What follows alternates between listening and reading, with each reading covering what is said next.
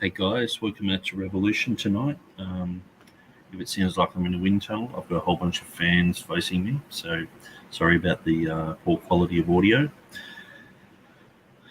What I'm going to do is I'm going to go through some of the lesson 186 of the AV 1611 by Bryan Ross. And so Bryan Ross has Grace Life Bible, the channel on YouTube.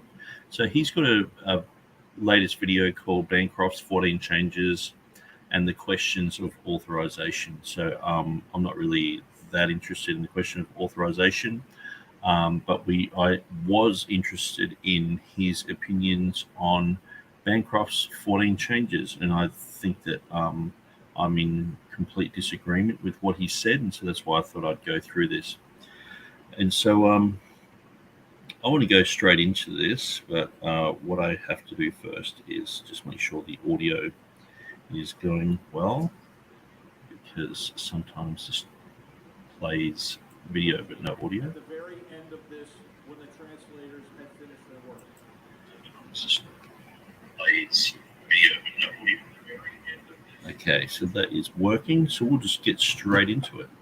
Hopefully my internet is going well. It says it's like I've got 3 bars here and it's on 1 bar, so it's unfortunately just the way that I've got full internet, but it just I guess it's just the way that it uploads down and downloads. But I do have a ton of pages open, and so maybe as I start this I might shut down. I've got about 60 web pages open just in doing lots of studies at the moment, so I might actually save them while Brian's talking. So I'll give you a little bit of background. Now, I don't mind Bryan Ross's material. When you go through it, he's going over a lot of King James issues. It seems like Bryan Ross was raised in a church that seemed to be classified as like King James only, not really Ruckmanite, but more so like D.A. Waite style, I guess, David Cloud. But what seems to have happened is he's come across some contra material, specifically the works of Norris, and Norris is set up as to be the scholar for the King James Bible. And so he's read through that, become convinced that there's all sorts of that a lot of things that I'm often combating against people like Rick Norris and Doug Kudelik and all this. They bring up a lot of this type of material, and I've been combating this for 20 years. So sometimes it's a bit of a shock when I hear Bryan Ross mention some of the things that we're going to raise, that get raised. Like we're looking at bishopric, we're looking at even Easter's mentioned here. And so basically, just to give you a bit of a rundown, Bancroft, it has been written that Bancroft made 14 changes to the King James Bible, like after it was compiled and finished, that he made 14 changes to align the King James Bible up with the Church of England. And so the practices of the Church of England in having bishops, having Easter, all this sort of stuff, that he was instrumental in doing this type of thing. Now, having done the research that I've done into Easter, I avoided this because I just felt that there was so much being said against the King James translators by people like Hugh Broughton, other people who obviously were Puritan, who didn't like the established church and things like that. And so sometimes when you read through it, you just get this gut feeling that this person just has a personal bias or a grudge or whatever. And so, but we're going to go through this material and just see what Bryan Ross says. So I'm going to start at about the 10-minute 40 mark, because this is when it starts to get into the issues. And so there was a guy called Hill, and Hill in 1648 wrote in a book or an article, I'm pretty sure it was a book, that there were 14 changes made by Bancroft to, align the scriptures with the Church of England. And I just think this is unnecessary to really talk about a lot of this stuff. Like, I don't mind talking about it, but I think it's actually, I'm more surprised with just the conclusions of Bryan Ross on this. And he even himself has said, oh, this is going to trigger a lot of people, and people are going to be upset with me. And it's like, well, really, some of the claims being made are quite fantastical. They're quite amazing. And so it's basically saying that the main guy for the King James translation was deceptive, was mistranslating things, and especially when we come to helps in governments, which is clearly just a print error. Bryan Ross is like, no, this is clearly, absolutely, undeniably them trying to squeeze in their doctrine. And it's like, knowing the Greek underlying the King James, I mean, anyone, a schoolboy could look this up and just go, well, that's a print error. But it just seems like, I just feel that Bryan Ross has taken on board too much of the contra material. And instead of sort of holding it at arm's length and even just being neutral and just saying, well, I'm not really sure about that. I make these videos because I listen to these, and when I'm listening to them, I'm like, this is just not sitting right with what I've learned, everything I've learned about the King James, everything I've learned about how the King James translators did their work, and how it was produced. I mean, it's almost like you just have to admit that, there was this one guy who, the Erasmus type of anecdote of, having these people who were just deceptive and people who would just lie and connive. And so I jumped on the net and started reading about Bancroft, and this type of thing has been going on for years and years. And it's not like I've just encountered this, when I wrote my first Easter article in 2005, I was, I had a lot of people saying, well, it was put in by Bancroft, so it does, like Hill does make that claim, but I rejected that. It just seemed like Hill was just, he had his nose out of joint for some reason with certain readings, and he preferred the Geneva Bible. He preferred the Geneva Bible readings. And as we're going to see, most of these readings are simply either the Bishop's Bible or earlier editions of the King James. It's not like Bancroft has just come out of thin air and just said, hey, I've got this new fandangled reading, I'm going to squeeze it in.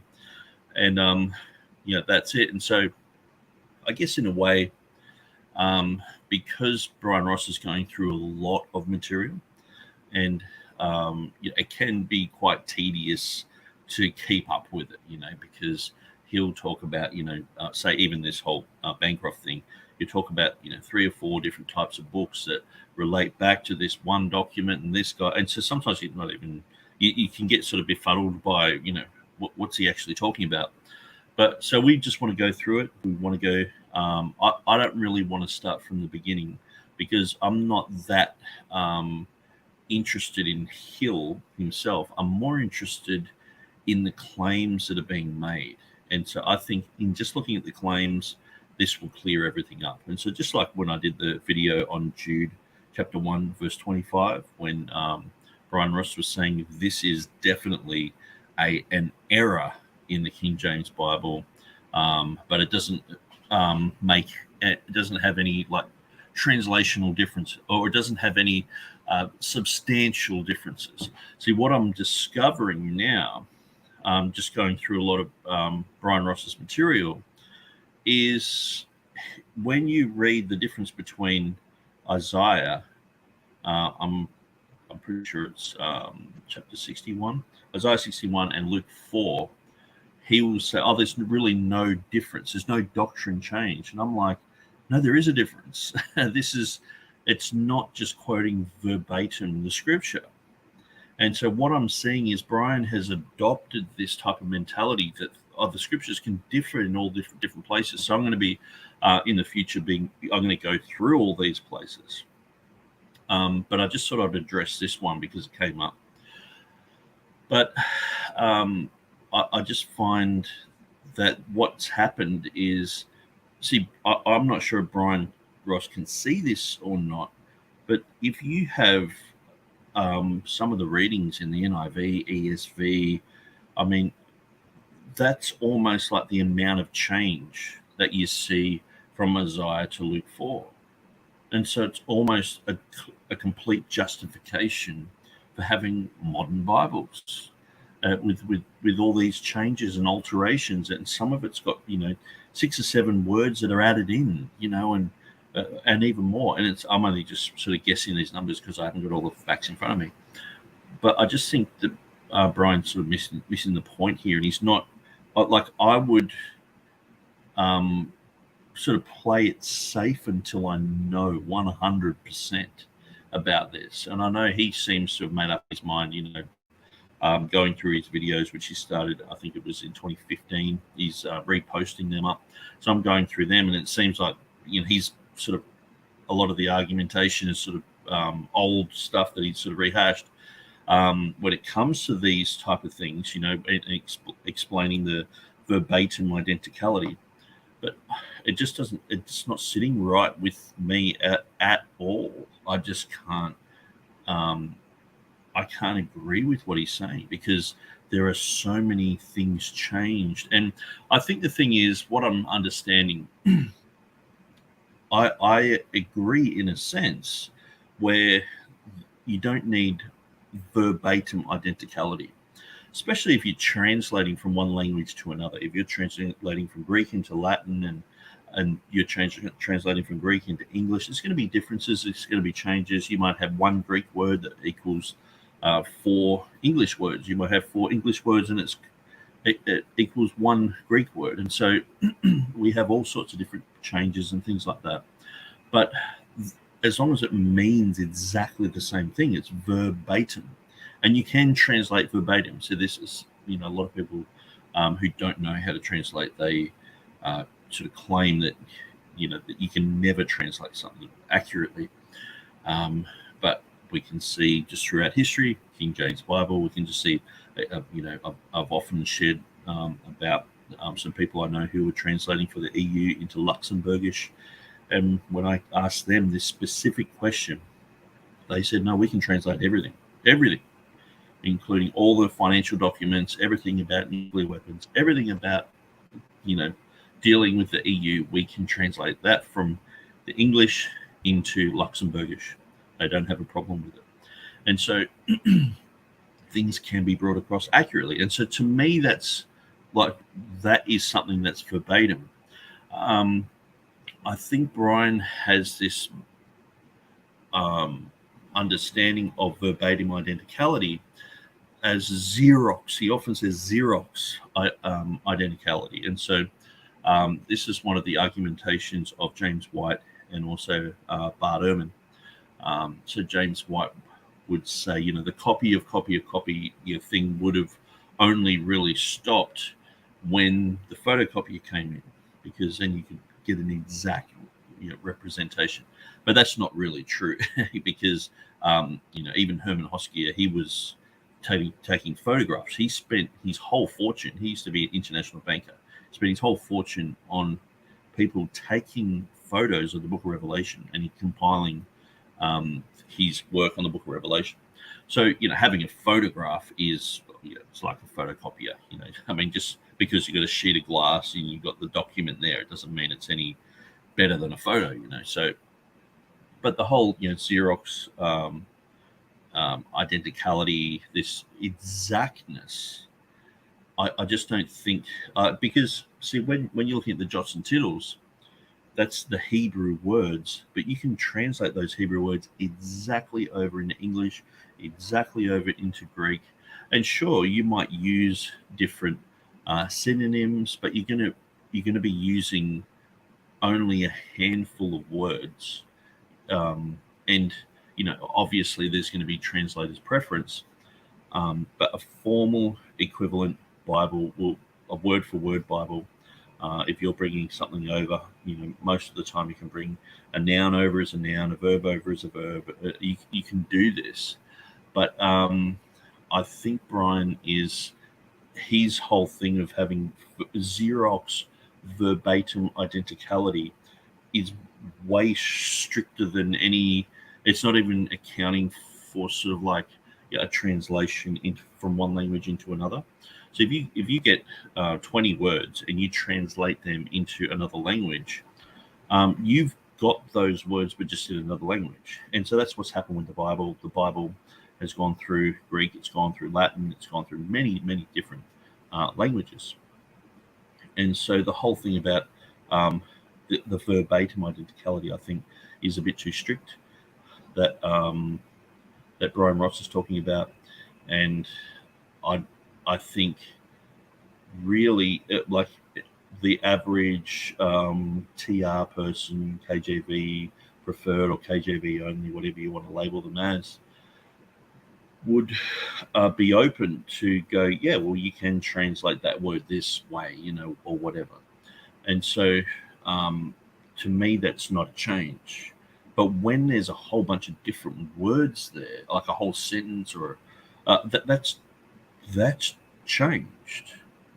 And so to me, I'd like to just go, well, they tried to do it verbatim, but that's how it ended up. And so obviously God's sort of happy with that. See, to me, I've been coming against that whole concept for 20 years. And more recently with someone like Timothy Berg, like when I listened to his debate on who was he debating? He was debating someone. I did quite a few videos with Sluder. That's right.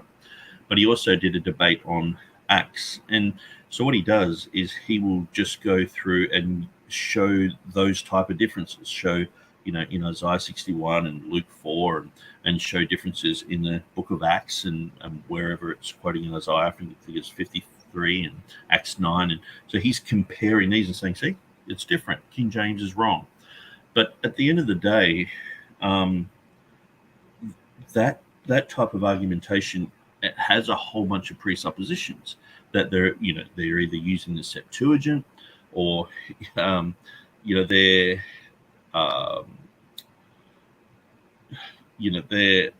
quoting verbatim. And see, the thing is, when you go through the early church writers and you're looking for scriptural content, what you do is you go, okay, well, this second century author, he's writing a direct quote out of Matthew. So it might say, love your enemies, bless them that curse you, or something.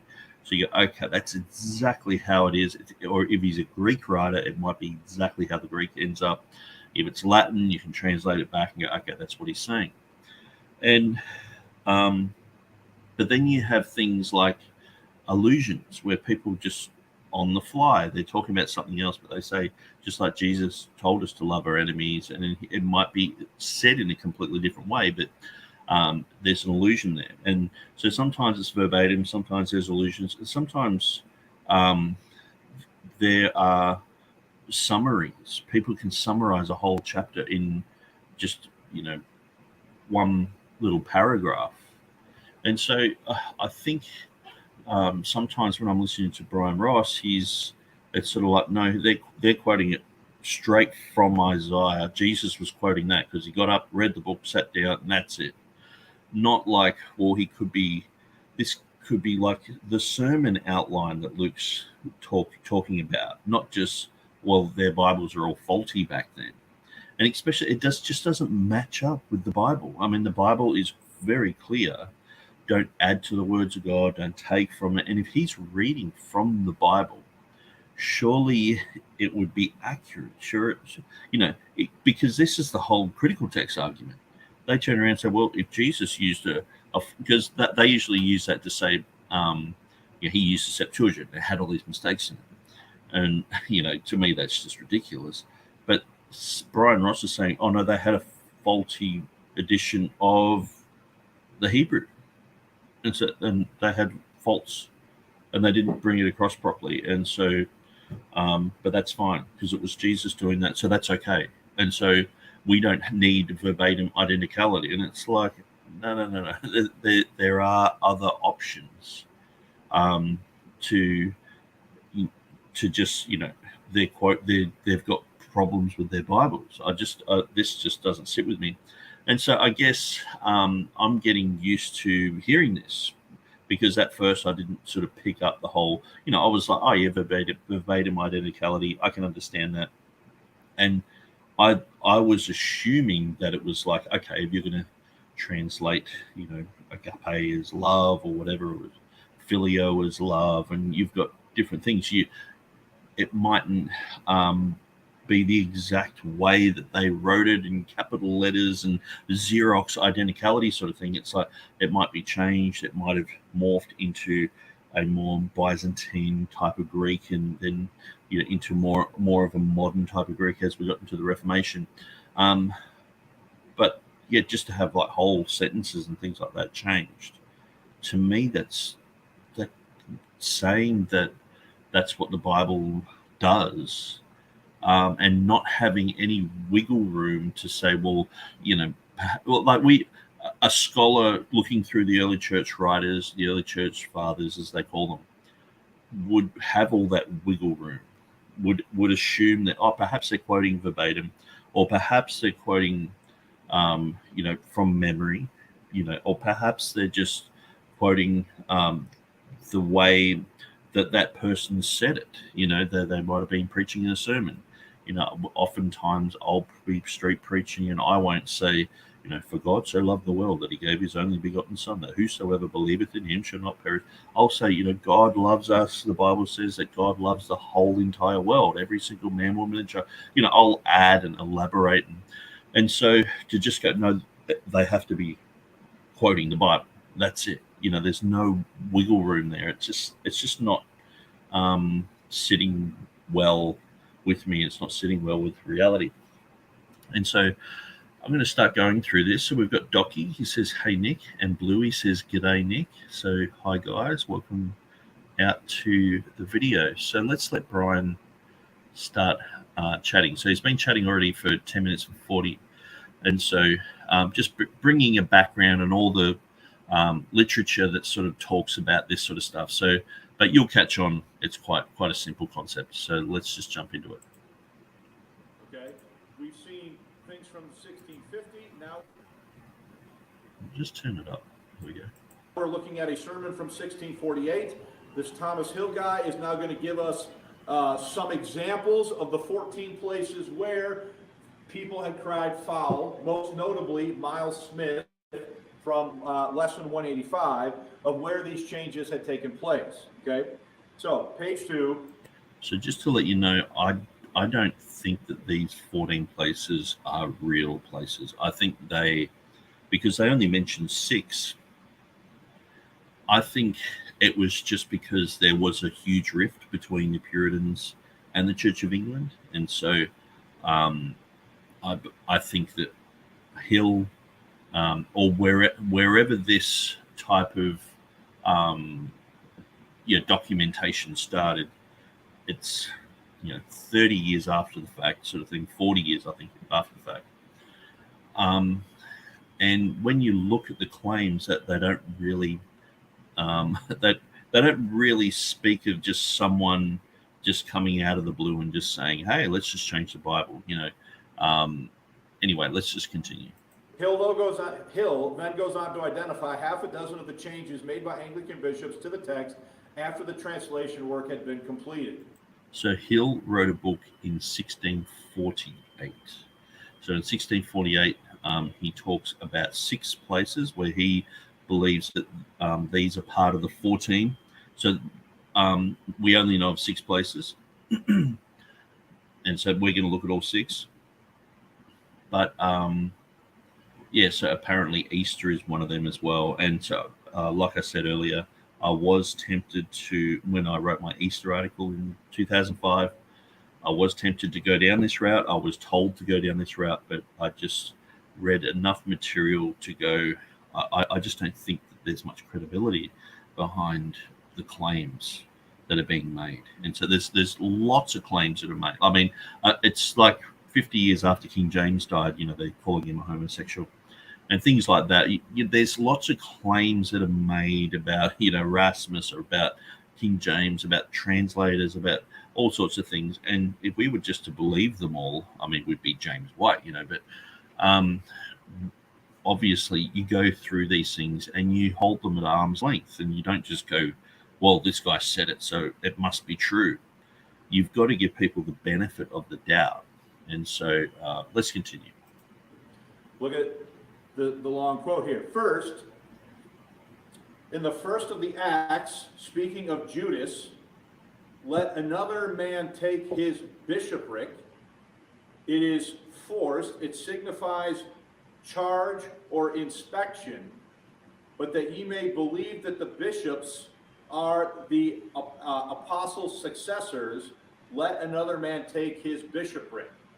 Okay, so grab your Bible. Okay, so I'll just read through that. So this is the first one.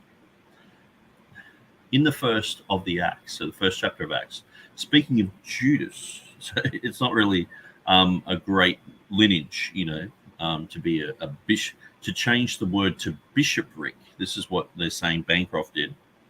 He changed the word to bishopric, where it says, let another man take his bishopric. It is forced.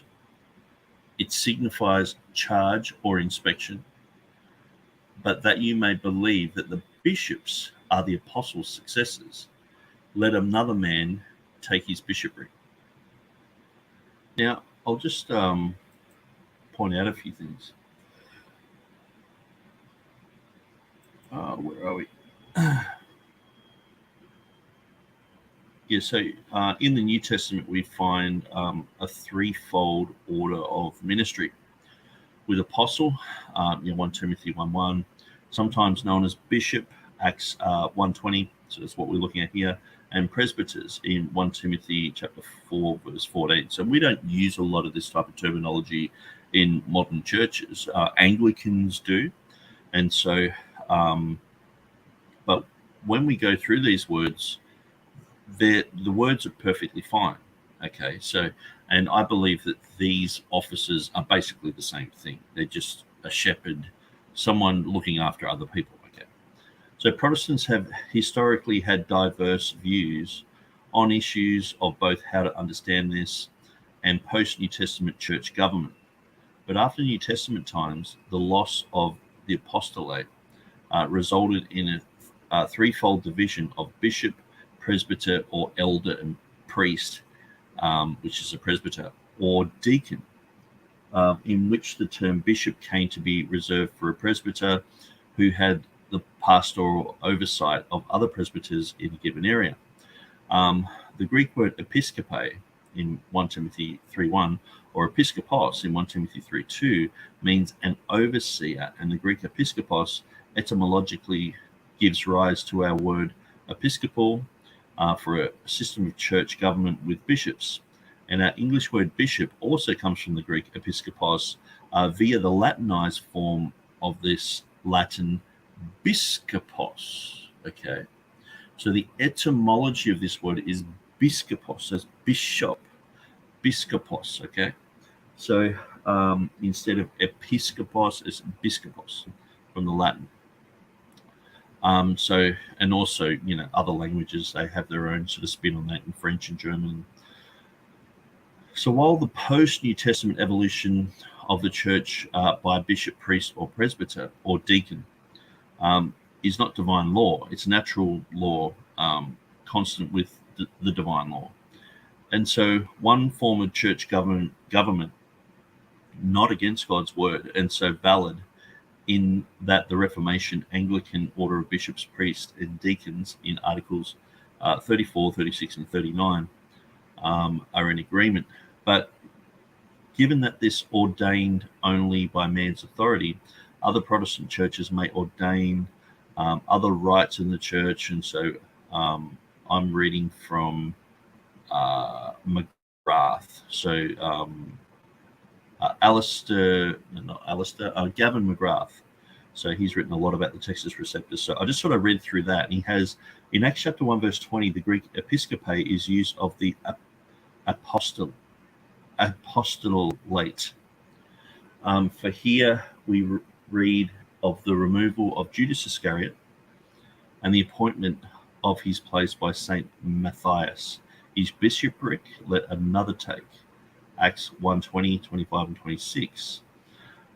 The Greek episcope is here rendered bishopric, and then he goes through some other material there. So this guy, Gavin McGrath, is an Anglican, so that's why I jumped on his thing, because he's obviously going to speak favorably about these words and all the rest of it. But I thought I'd get his opinion on it. And so let's just quickly jump out of this video. Let's just look at the Interlinear Bible. Okay, so we're at the Textus Receptus Bible's website, Acts 1:20. You got my one up the top here. Now I've got let another take his position. Okay, but I am open to having bishop there, but it doesn't seem like a word that is used much in churches anymore. I'm not saying it's archaic. I'm not saying it's obsolete. It is used. Churches do use it, but usually a bishop is seen now as like a Catholic type of thing, or a religious type of thing. I mean, the Anglican Church has become almost absolutely completely apostate. And so let's go down. Okay, so let's have a look at the Bishop's Bible. Bishopric. And his bishopric let another take. I thought this was the idea of Bancroft. No, it's the Bishop's Bible. And so obviously it's called the Bishop's Bible. So, okay, well, maybe they've got a bit of a bias. Yeah, so when we look at the Geneva Bible, let another take his charge. Okay, so he's, being charged with to serve the people. But the Great Bible has bishopric. The Matthew's Bible has bishopric. The Coverdale Bible has bishopric. The Tyndale Bible, you think you'd get someone who would be against the establishment? He wouldn't even use the word church because the church was so corrupted. Back in his day, he used congregation and assembly, but thankfully by the time 1611 came around, there was a good established church. But he's using bishopric there, and then we look at Wycliffe. He's using bishop. So it's like, obviously this word can be just overseer or anything like that, but and so it's only really the Geneva Bible. Okay, so take that into consideration when we're looking at this, because here we've got a huge claim that this translator, Bancroft. So when we go to, I'll just go to my website. Now, if you go to my website, there's lots of links. If you go down a little bit, there's helpful links and internal links. So they're all articles that people might enjoy. But if you go to King James Bible Translators, there's a really good site. Now, it does have a lot of really good material, but it is run by the Mormons, it's unfortunately. And so I went through lots and lots of this, and then it was like, it's run by the Mormons. Whoops. But it still has a lot of very, very good information. So I've sort of left it up there because it does come across as quite neutral. Okay, so we got the translation overseas. So basically, the main guy is King James. This is the next guy, Bancroft. He's the next guy. So they're going to call King James homosexual. They're going to call him a pedophile. Oftentimes this just comes up in chat. How can you read a Bible written by a pedophile? It's like, okay. So the next guy down, what's going to be said about him? Oh, well, he sort of snuck in 14 readings, to bolster the Church of England. So the thing is, the Church of England was actually already established by the time the Roman Catholics took over the Church of England.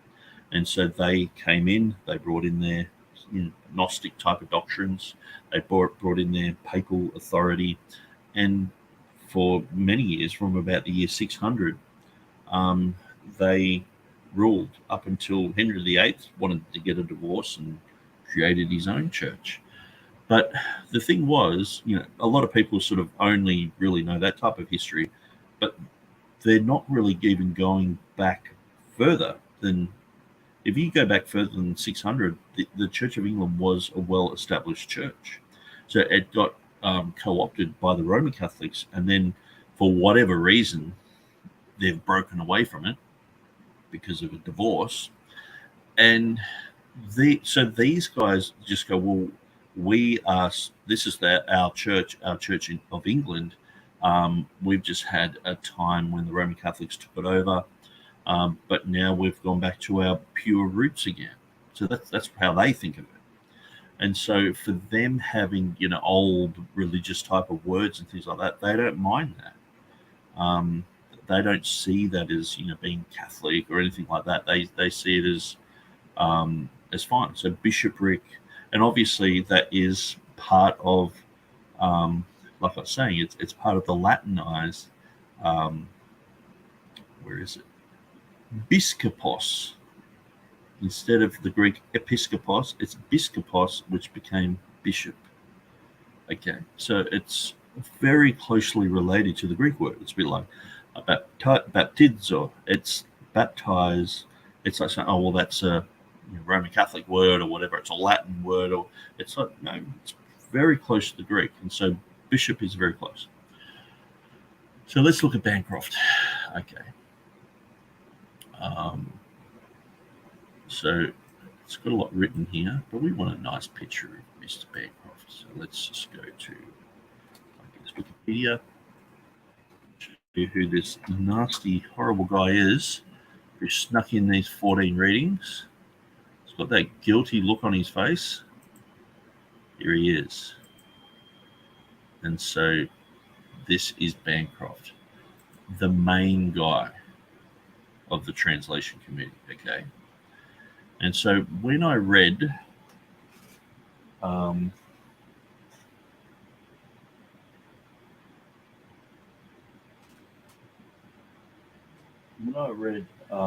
and Glory, or God's Secretaries, it's known in the United States, Adam Nicholson wrote a lot about Bancroft and just sort of said he was a horrible person. And it's quite interesting, when you read these type of books, who believes the tabloid type of material. So there's a lot of stuff that gets said about these people. A lot of stuff that gets said about Erasmus and Stephanus and the King James translators. And I just sort of find that people easily default to like, yeah, they're bad, It's sort of like,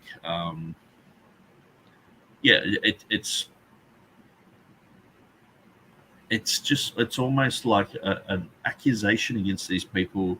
It's like 90% of people will just go, yeah, that must be true. I've heard that these guys, butter wouldn't melt in their mouth. These guys just did a great translation. No, there must be some sort of dirt there. And when you dig for dirt on these guys, most of them are very boring type people. According to the world, they're just hyper educated. Speaking in Latin and Greek and Hebrew and all that sort of stuff. And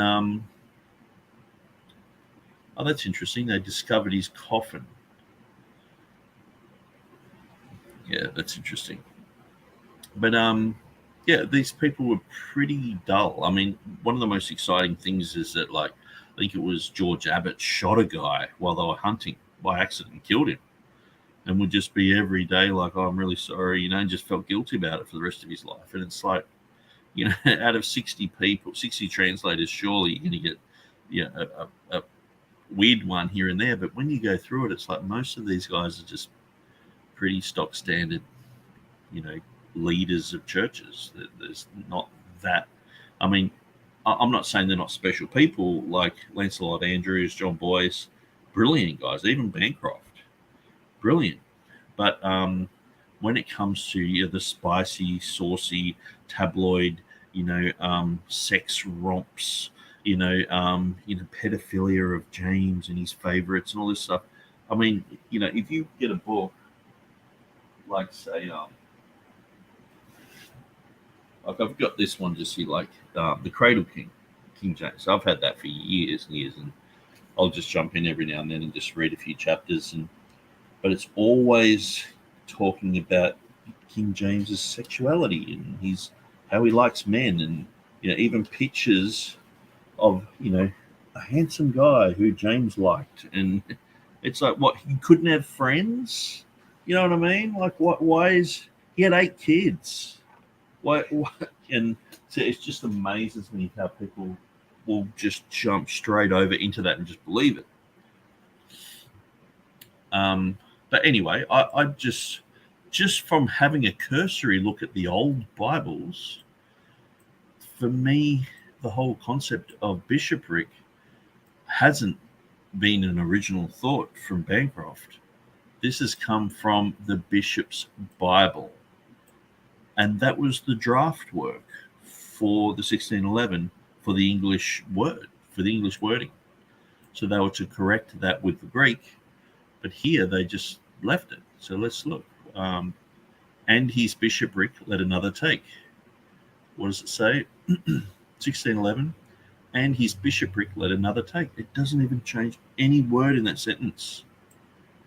And so I just can't see how, unless there's definitive proof, I just can't see how Hill's list in this instance matches up.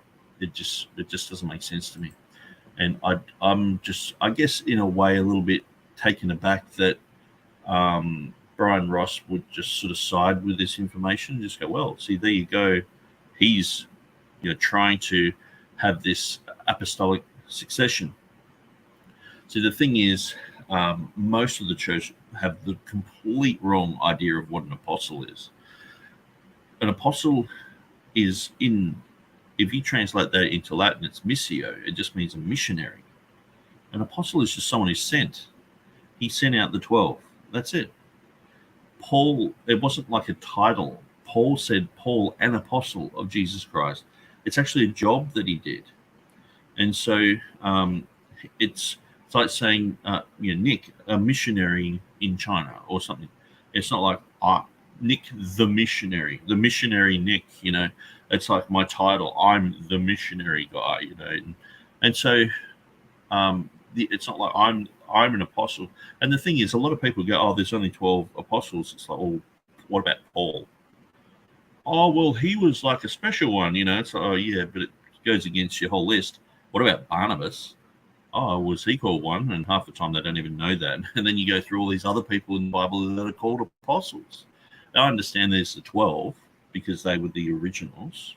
But then you have other apostles because they went and did mission work. That's all it is. It's just, and so the thing is, the whole Pentecostal movement has used that type of definition and gone to the other extreme where it's like, we still have apostles. And they're these super apostles, so we're like Peter, and we have authority over you, sort of thing. It's like, no, you don't. So it's quite interesting because we're all apostles. See, this is the thing: we all can be an apostle, every single one of us, because we have Christ. If you simply go and help people, preach to them, pray for them, you're doing the work of a pastor, you're doing the work of an apostle, you're doing the work of an elder, you're looking after people, doing Bible studies. Anyone can do that.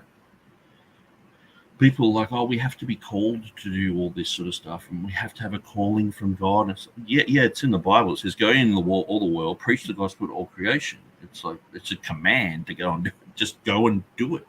And so it's quite amazing how far from the Bible a lot of churches have gone.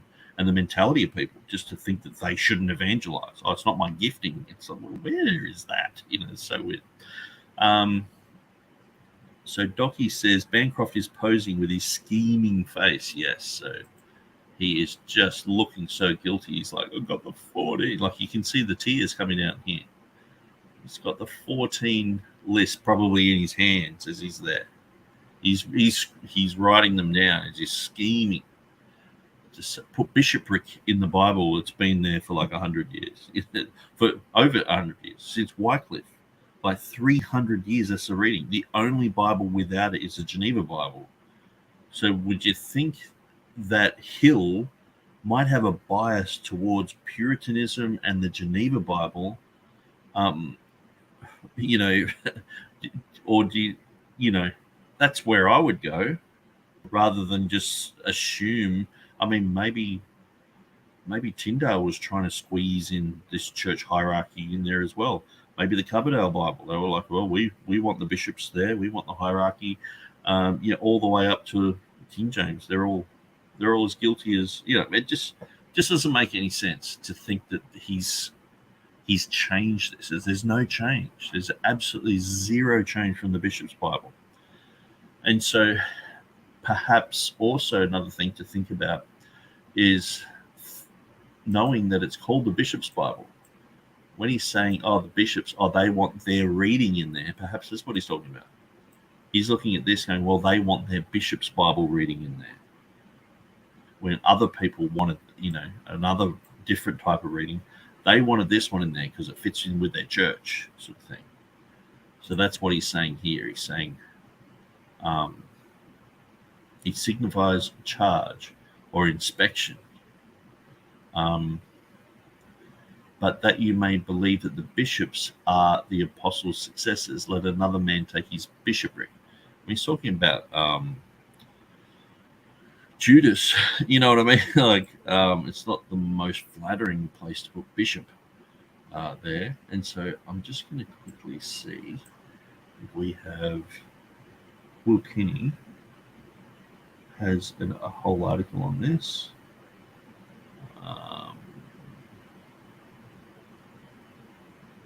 But I think I've said enough.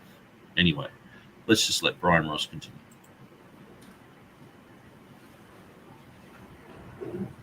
Go to Acts 1. And let's understand what Thomas Hill is saying.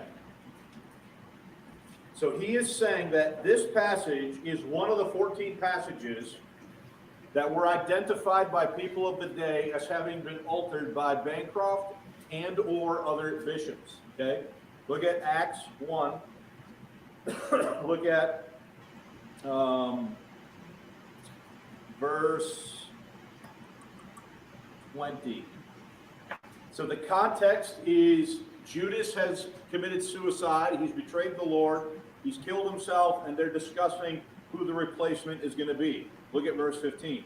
In those days, Peter stood up in the midst of the disciples and said, the number of the names together were about 120.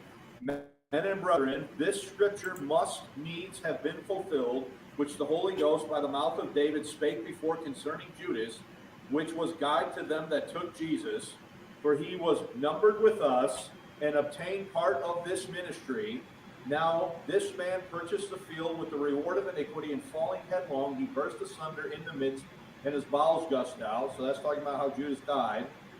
And it was known unto all the dwellers at Jerusalem, inasmuch as the field is called in the proper tongue, a Kamala, which is to say the field of blood. Now look at verse 20. As it is written in the book of the Psalms, let his habitation be desolate, and let no man dwell therein. Here it is. And his bishopric let another take. So do you see the use of the word bishopric there? What is Hill saying?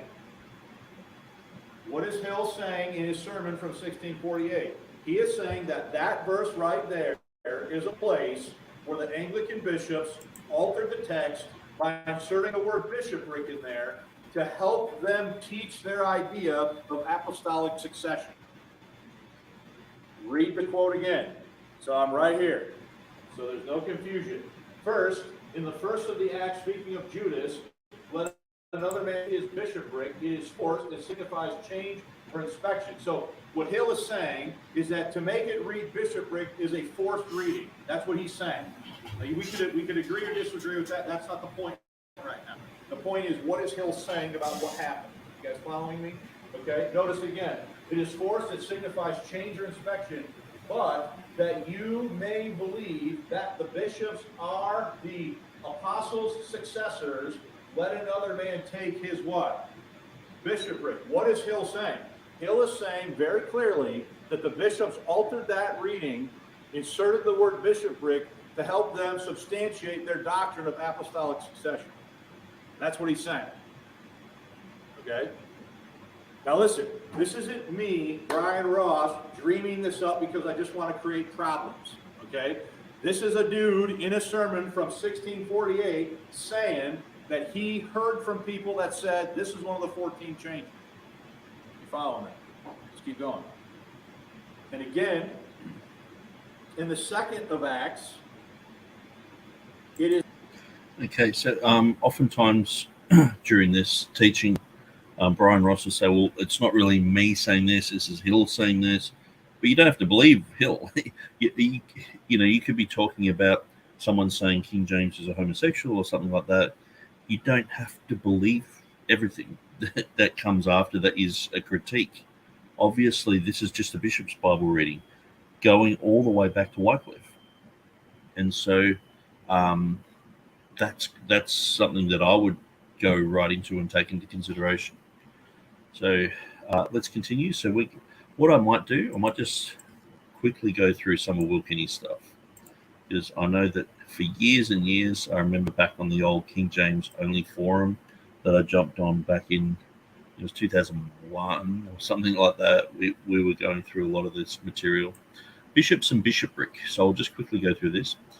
Is the word bishop a bad translation in the King James Bible? So it goes through how, these people don't believe that we have a Bible.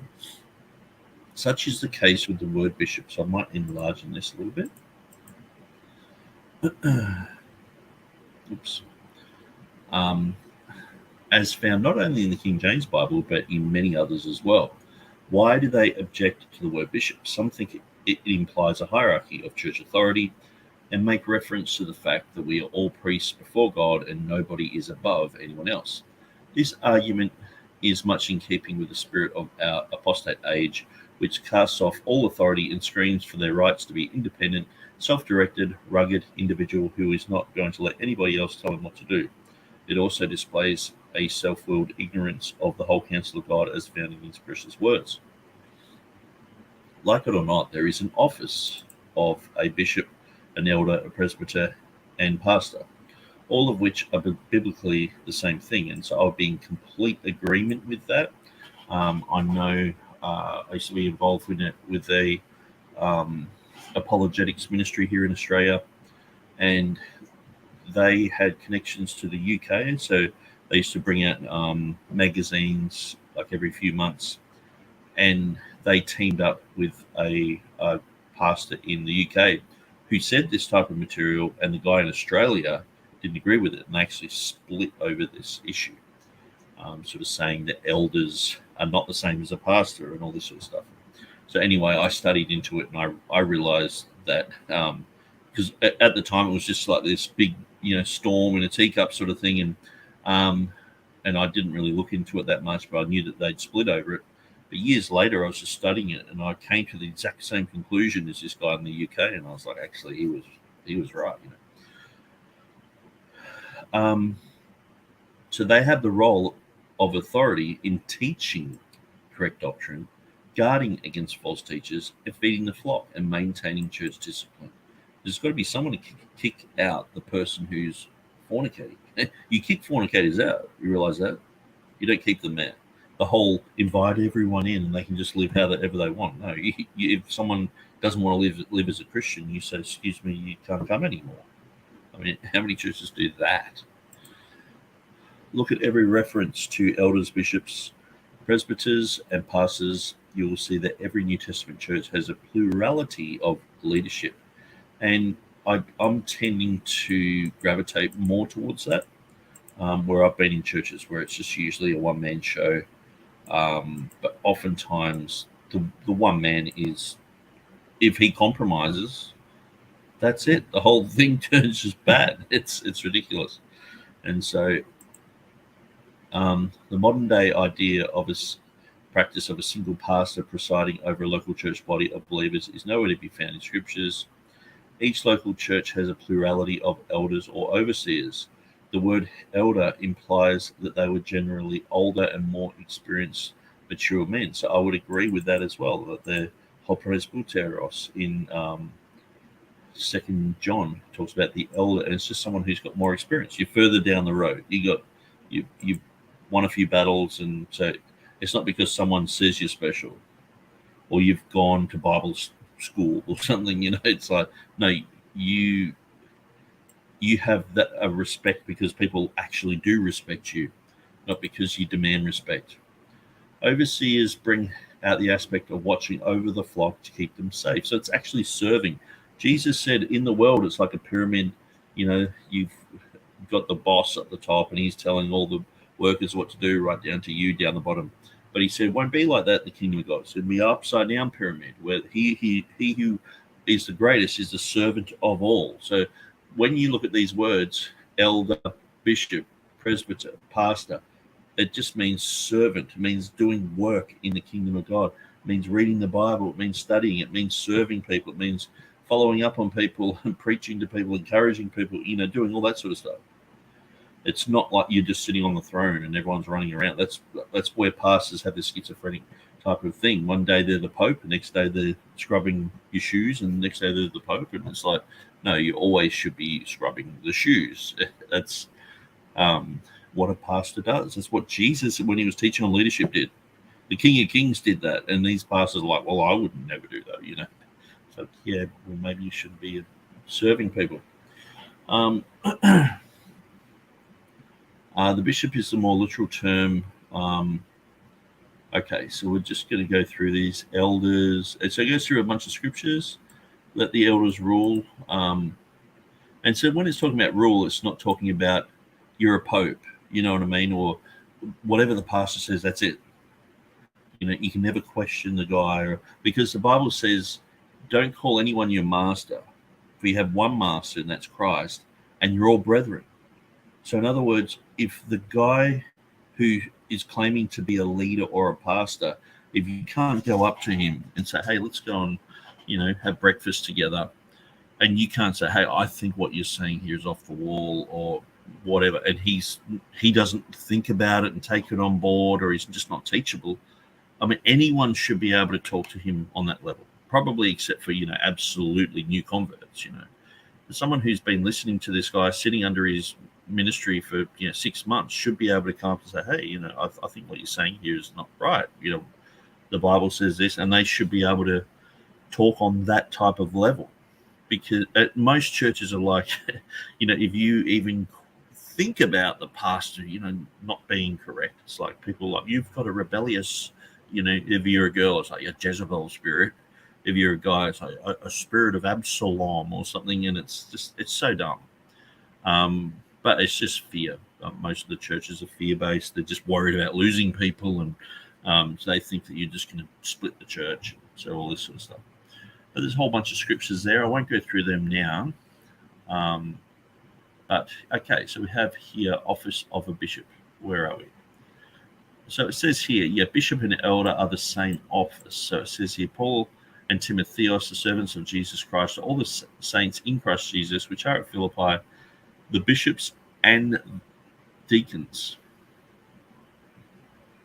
Okay. So Paul was writing to his fellow helper Titus and instructs him in the following way. For this cause I left thee in Crete, that thou shouldest set in order the things that are wanting, to ordain elders in every city. And then later on he says, for a bishop must be blameless. So it's the same thing. It's just a different descriptive word, and you should look these words up and find out exactly what they mean. The Greek word from which we directly get our word bishop is episkopos, and is found only 5 times in the entire New Testament. 4 times the King James Bible translates it as bishop. 3 3 of which refer to men, and 1 as overseers in Acts 20:28. And 1 time the word bishop refers to Christ himself, the great shepherd and bishop of your souls. So is a bishopric bishop, is it wrong to be, like that? The office of a bishop. So we have we also have the almost exact same Greek word episkope, which is translated the office of a bishop, and bishopric. The word bishopric is not at all archaic. By the way, the office of bishop is called an office in the Bible. If a man desire an office of a bishop, he desireth a good work. So in the New King James, it doesn't have office there, which is interesting. There's also the office of a deacon. I recently had a guy tell me about the bishop in the King James Bible. He also told me that in 1 Timothy 3:1, where it talks about the office of a bishop, it's a wrong translation, and the King James Version, and there was no Greek word for office of. So yeah, he goes through that issue. So yeah, he's just talking about this specific place where all of those things happen. So I just specifically want to look at bishopric. Okay.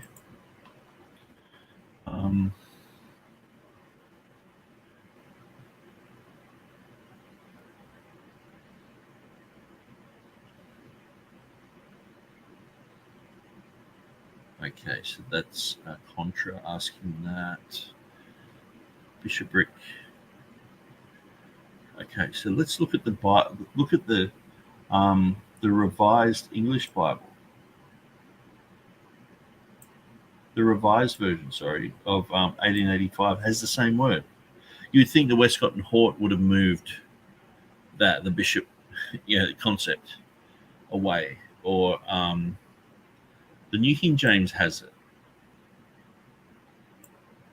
Okay, so it has the office of a bishop. So maybe I'll just jump on the Bible Hub. Let's go to Acts 1, verse 20. Bible Hub. And we'll just see what appears. Okay, so leadership. Let someone take his position, take his office, his position, King James, bishopric. Okay, New King James just has office. Okay, so they get rid of bishopric there. Office, his office, overseer, position. Douay Rheims, bishopric.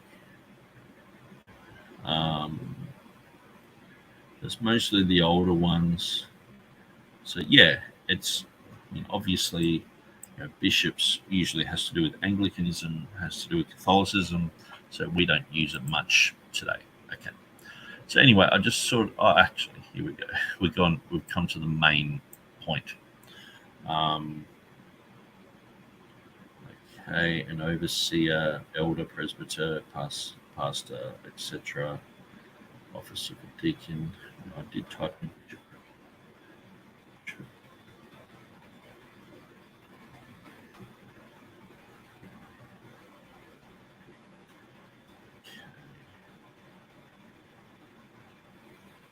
Anyway, I think that's it for Wilkins material. Let's just continue with the video.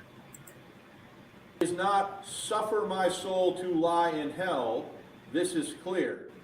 Former translations have it not suffer my soul to lie in the grave. But it was learned Bilson's opinion. So that's Bilson. Bilson is mentioned by name. Remember what I taught you in lesson 185. Thomas Bilson, along with Miles Smith, were the two guys that saw the text through to the press. Here's Hill in a sermon from 1648 saying that Bilson messed with that verse.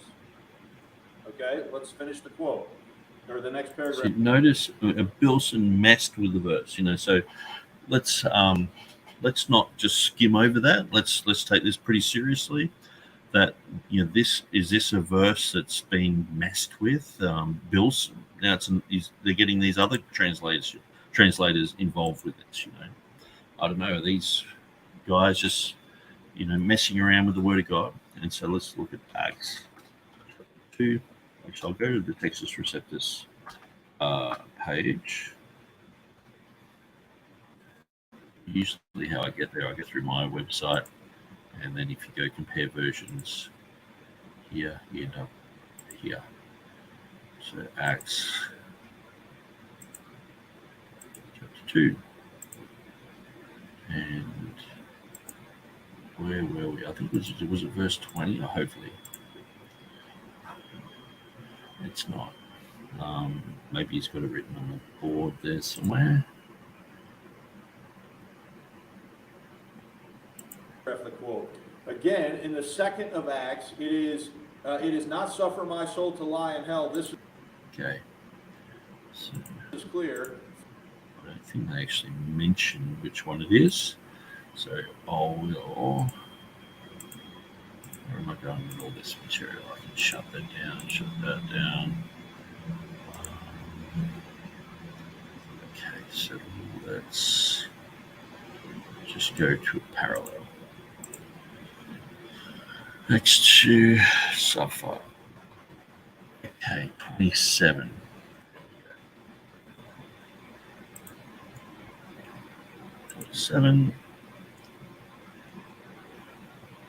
Okay. So, King James, you will not leave my soul in hell, neither wilt thou suffer thine Holy One to see corruption. Okay, Green says Hades, so that would be the underlying Greek term. So does that one. Young says Hades. Webster says hell. Okay, Bishop's Bible. It has hell. The Geneva Bible, the Puritan Bible, has grave. Look at all the others. Hell, hell, hell, hell, and hell. So are you seeing what I'm seeing? Someone prefers the Geneva Bible, and they're saying, "Oh, why are they following the Bishop's Bible? Why are they following the bishops?" And so, obviously, they've got the grave here. But see, it's not about being in the grave. The thing is, Sheol. Hell is a word that's actually changed in 1611, and so I'll give you a bit of a rundown. I'm a thorough believer in Abraham's bosom. And so Abraham's bosom is the concept that Lazarus was being comforted in Abraham's bosom, and there was the rich man who, lived his life in luxury, and Lazarus was there with getting, the dogs were licking his sores and all sorts of things. But so now there's this great gulf between them, and Jesus talked about this, and he said that the rich man saying, "Please just put some water on my tongue," and he's like, "Let me go and tell my brothers not to come to this place," and all that. And so that gives a perfect depiction of the Old Testament concept of Sheol. So Sheol had two compartments. One was Abraham's bosom, the other one was the fire. So one was a place called paradise, where Jesus said to the thief on the cross, "Today you will be with me in paradise." It's not heaven, but it was 3 days and 3 nights in the heart of the earth, in Sheol. So there was an upper part called paradise. So that's where all the Old Testament saints were. When the resurrection happened of Jesus Christ, these people were all taken up into heaven. They're the cloud of witnesses in Hebrews 11. No one's actually gone to heaven from this dispensation. When you look at Stephen, he was getting rocks thrown at his head. He's like, "Wow, I see the Son of Man standing at the right hand of the Father." He saw Jesus. He saw a vision of him. What he actually saw was the rapture of the church. He died. It said he fell asleep. And so they often use that terminology about falling asleep because you get woken up. It's not like you've died and that's it. You've fallen asleep.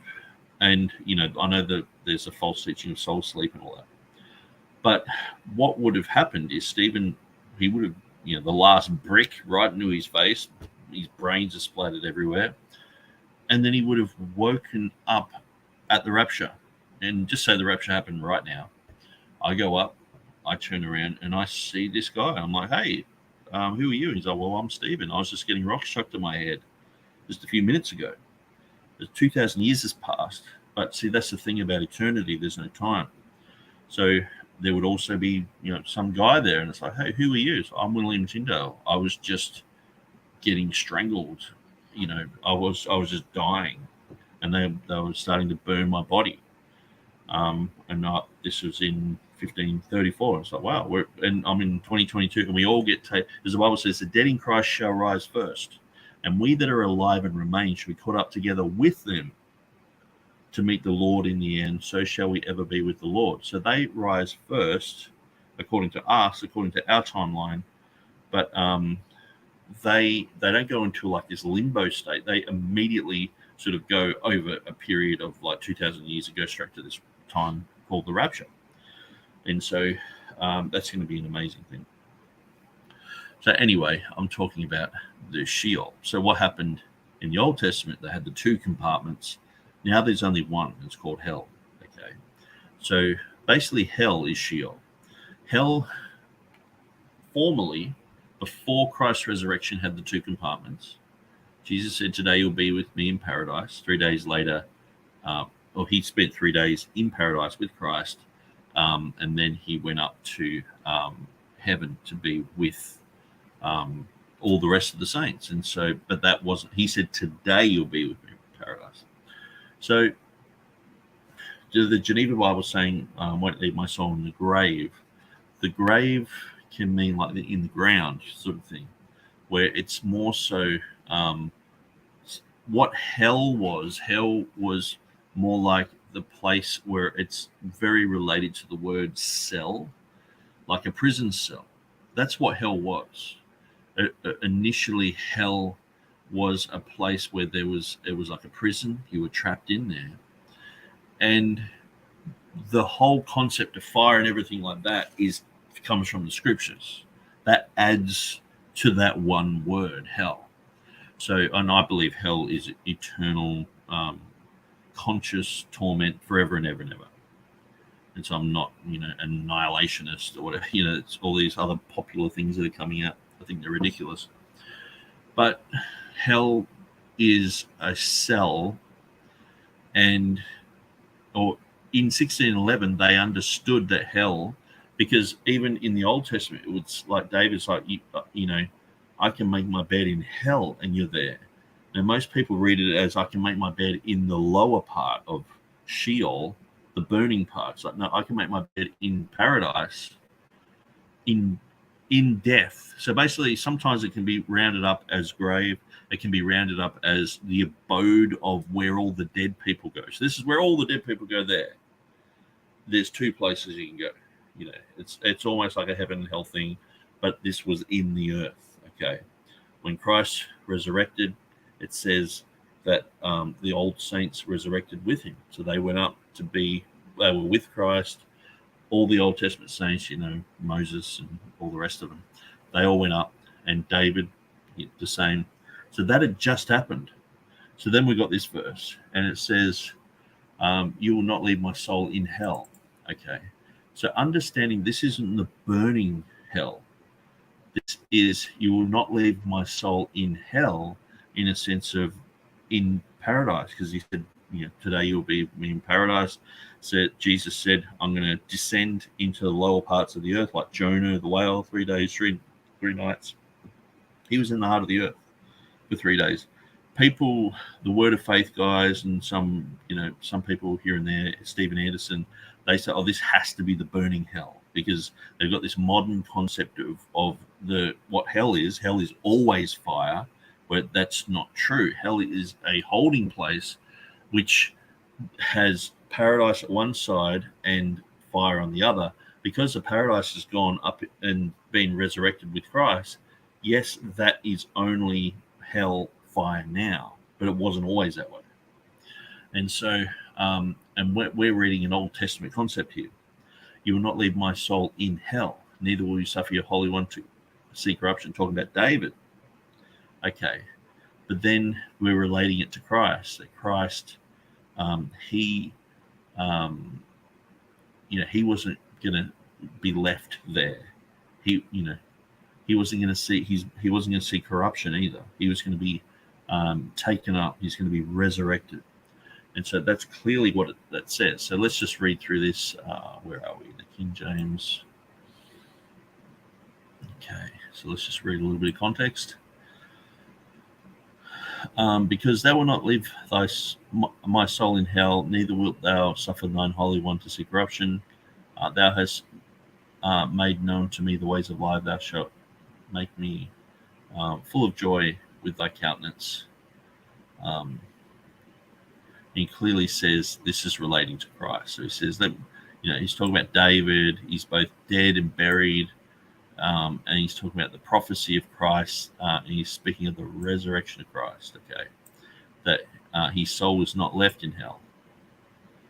Neither did his flesh see corruption. So he was taken up. And so as we looked before, it's only the Geneva Bible that has the grave here. So now I know for a fact in studying this, because I've often been very fascinated with what Lancelot Andrewes thought. So I've gone through his sermons and looked at the word hell probably like 10 years ago, probably longer. And he actually, in one of his sermons, he believed that Christ went and suffered in hell, like Joyce Meyer teaches and Stephen. That's a pretty bad thing to say. Stephen Anderson got the A beginning of the last name, so sorry about that. Stephen Anderson believes that a whole bunch of people believe that hell is a burning hell and Jesus had to get roasted. So his blood's not enough. He has to go and get roasted like a chicken for your salvation, sort of thing. And to me, that just, it's weird. And if people just do an etymological study into the word hell, this is how easy it is to do an etymology study. Type in hell, etymology. Hell, Germanic, hell, Dutch hell. Hell, Germanic origin, means to cover or hide, like a prison cell. It's covered up. So it doesn't have a burning, it doesn't have roots in burning and all that. That came later. Wiktionary is a great place to go. It seems like there's lots of stuff here about hell.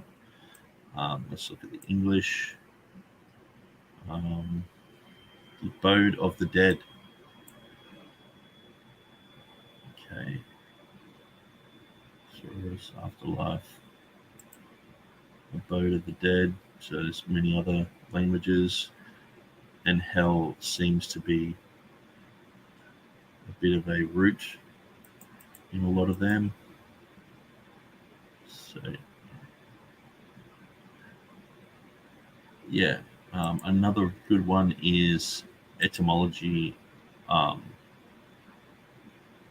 Etymon line. Hell, the netherworld, the abode of the dead, the infernal regions, the place of torment of the wicked after death. So, so when someone says, like they were in jail, it's like, I went through hell, it's actually totally true. That's very literal. But if you said I'm going through the biblical hell, that's wrong, because the biblical hell is filled with fire and torment, and eventually Hades gets thrown into Gehenna, into the lake of fire. And so there is that distinction between the Greek words, if you know the Greek, the Hades, and that's why the New King James makes a fuss to change that all the hell places where Hades is to Hades. But most people don't know what Hades is. If you're learning Greek, you can do that, but they shouldn't do that in an English translation and just transliterate it. But so all the Hades, all the mentions of Hades eventually gets thrown into Gehenna. So whenever you see Gehenna, it's talking about like the last judgment. That's it, sort of thing. And so, but if you end up in Hades, that's the last judgment for you anyway. You basically get judged on the great white throne of judgment by Christians too. It's going to be interesting. We judge the world. Your boss will stand there and you'll judge him. Your friends, your colleagues, your relatives, and you're going to judge with Christ. It's going to be pretty full on. Okay, so comes from the word kel, meaning to cover, conceal, or save. Okay. So it's good to do etymological studies and find out where these words come from. Okay, so let's get rid of that. So I think that you can see, I'm clearly seeing this, that this guy Hill, who did this sermon in 1648, seems to just love the Geneva Bible. He doesn't seem to like any of the others. Okay, but let's let Bryan continue. Okay, so former translations have it, not suffer my soul to lie in the grave, but it was former translations, plural, have it. Geneva. Learned Bilson's opinion and thrust into the 39 articles that Christ did locally descend into hell. And to make this translation agree with the articles, they must change grave into hell. So, again, understand what Hill is saying. The 39 articles are a draft of Anglican belief, almost like a doctrinal statement or a creedal statement, okay? In the 39 articles, it talks about hell, not the grave, and what Hill is saying here in this sermon from 1648 is that Bilson changed it from grave to hell so that the reading would match what? Not the former translation, but the 39 articles of the Anglican Church. No, that's fine. But you understand what Hill's saying here. Okay? Next one, next paragraph. So we're on this paragraph now. Also, the 14th of the Acts, they ordained them elders. They love to cry up consecration of churches and dedication and such kind of things, and episcopal ordination too.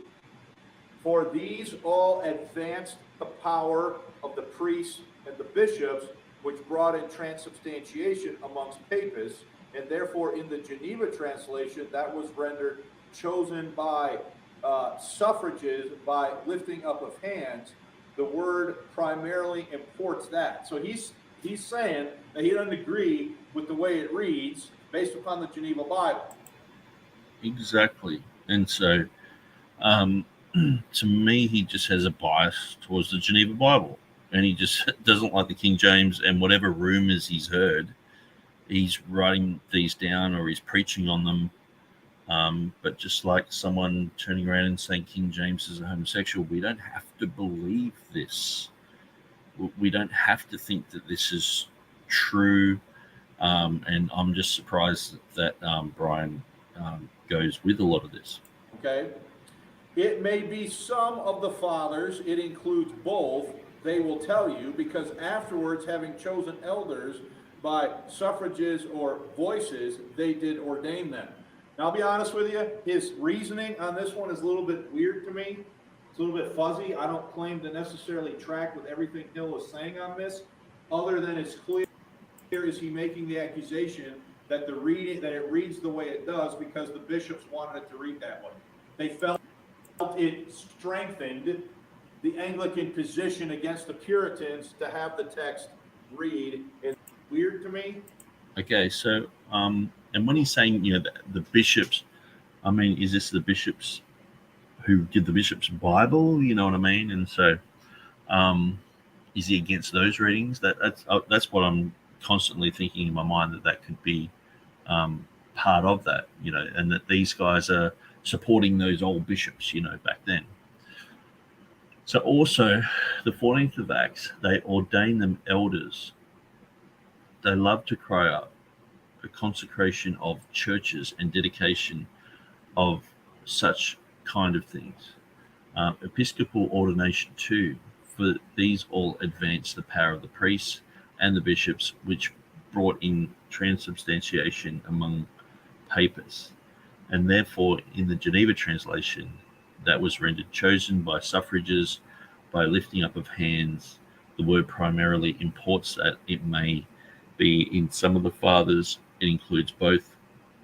They will tell you because afterwards, having chosen elders by suffrages or voices, they did ordain them. Okay, so I'm going to find this. So they ordained them elders. Okay, so let's have a quick look at that.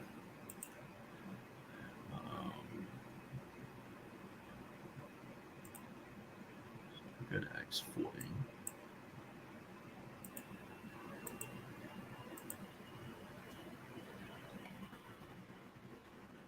Okay.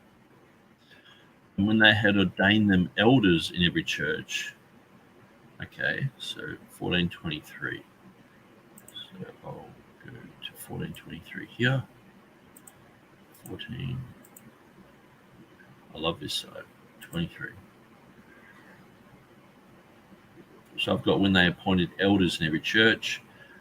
King James has when they had ordained them elders. So ordination and appointed is basically, the whole concept of being anointed or inaugurated or positioned. Handpicked elders, having chosen them elders. So a few of the modern ones appointed. So ordained them elders. Okay. So let's look at the Bishop's Bible. And when they had ordained them elders by election in every church, okay, the Geneva has, and when they had ordained them elders by election in every church, it's exactly the same. And prayed and fasted, it just says with fasting, they commended them to the Lord on whom they believed. It's almost identical to the bishops, which I know the Webster's is like the King James. When they had ordained them elders. Okay. So it has elders by election. Okay. So, and it has that in the Bishop's Bible as well. Elders by election. Where in the King James, when they had ordained them elders in every church. And so it doesn't have the by-election, okay? By-election, by-election, by-election, by-election, by-election. When they had ordained him priest to him Baal cities. Okay, so interesting. So he has here, sorry if I'm sort of stuttering over this a little bit, because I just heard it and thought, well, I'll just go through this. And so they ordained them elders and loved to cry up consecration of churches and dedication and such kindler things, and episcopal ordination too. For these advance the power of the priests and the bishops. Okay, so the Geneva has, chosen by suffrages, so, by the plebs in the church, or, by lifting up of hands. The word primarily imports that there may be some of the fathers includes both. They will tell you because afterward, having chosen elders or suffrages or voices, they did ordain them. Okay, so they're lifting up their hands as far as I can tell. Let's have a quick look here.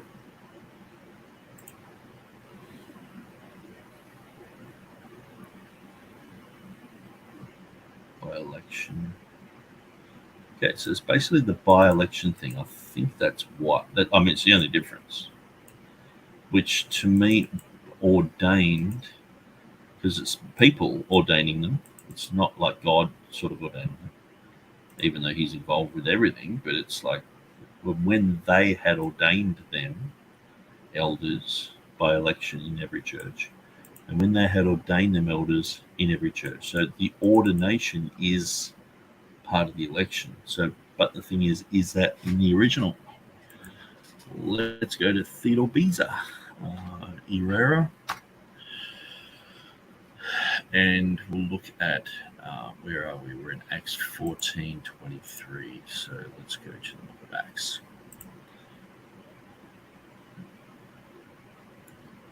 Okay.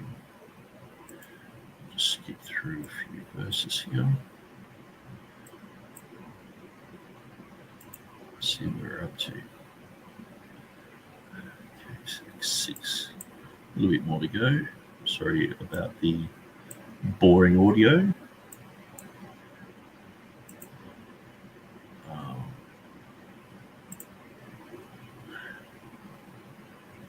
Acts 15, we're getting there. 14:23.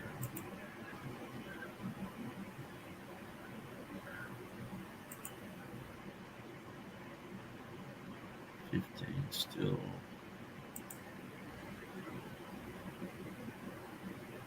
Oops. 18. Okay, so here we are. 23.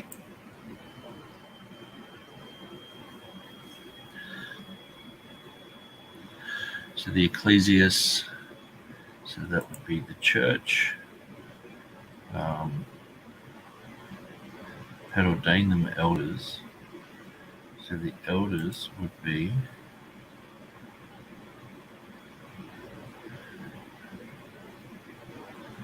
the presbyteros, kata ecclesian. Elders, kata is according to ecclesian is just the church.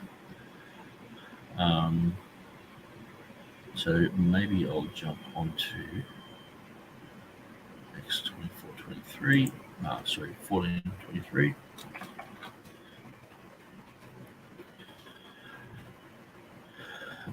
At Bible Hub, I'll go straight to the Greek.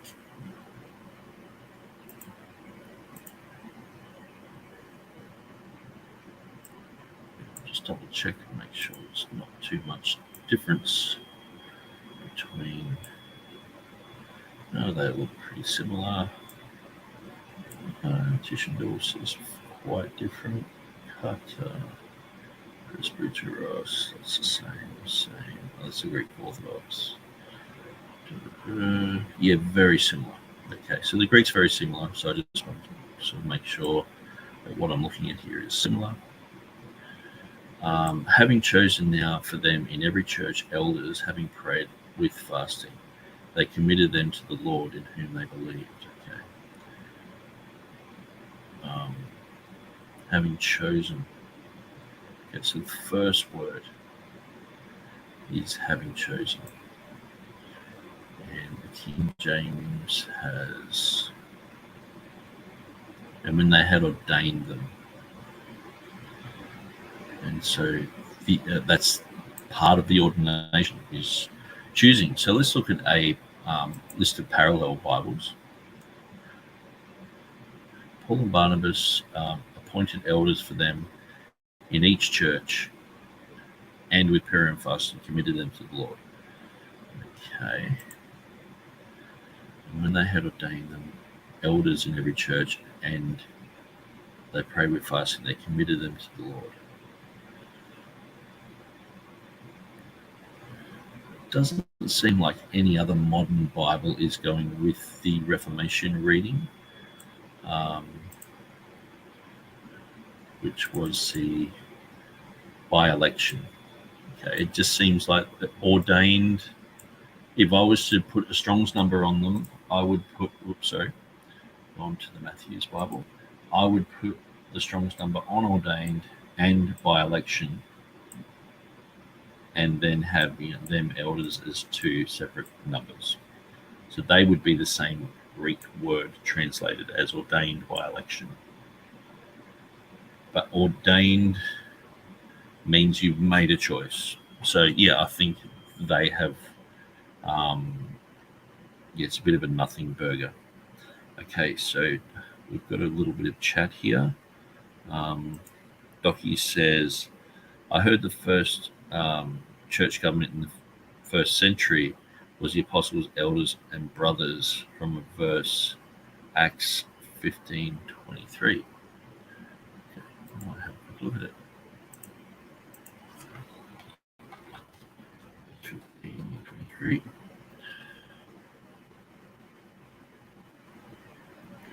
Bible Gateway, NIV. Is it deleted? I was doing some Bible translation work today into the Urdu language, and we did Matthew 18, one whole verse. Jesus has come to seek and to save that which was lost, or something like that. Deleted. It was like, you've got to be joking. And the translator said, this is one that a lot of people memorize. And thankfully, the critical text-based Bible, we checked that, and it actually had it in it. So,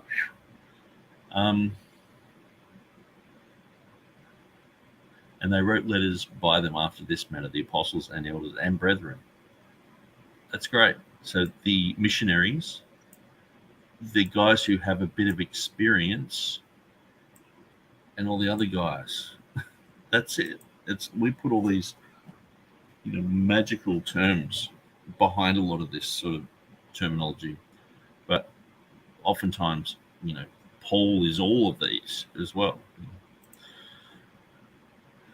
And that Rome changed that verse, so brethren are no longer part of the leading members of the church. Wow, that's really interesting. The apostles, elders, and brethren send greetings. Yeah, there you go. People having their part. Very good. I like that, Docky. Very, very cool. Okay, so I was looking at Thiba Visa. So we just wanted to make sure that we were checking the Greek out properly. Let's go back to the Greek. Having chosen, now for them in every church. So the having chosen is ordained. So let's just have a look at the Englishman's Strong's. And here, when they had appointed, when they had ordained them elders, and so that's the thing. It's only got the King James. If it had like the Geneva Bible it would have, and when they had ordained them elders by, what's it say, by election. So that would be part of that whole one Strong's word. And so if we just even look at the Strong's, it should just tell us. I elect by show of hands, show of vote, appoint. So it's got all that in it anyway. By election. So there you go. So interesting. So Bilson doesn't like the fact that the King James got rid of that. So that's interesting. I just want to see what he has here in the Latin suffraga. So that's in the Latin. So he does talk about the suffrages. So what's he actually saying there? When he had ordained them elders in every church. So when they, I guess, suffraga, ecclesias, presbyteros, elders. Okay, and he's got a little bit of a asterisk down there, verse 23.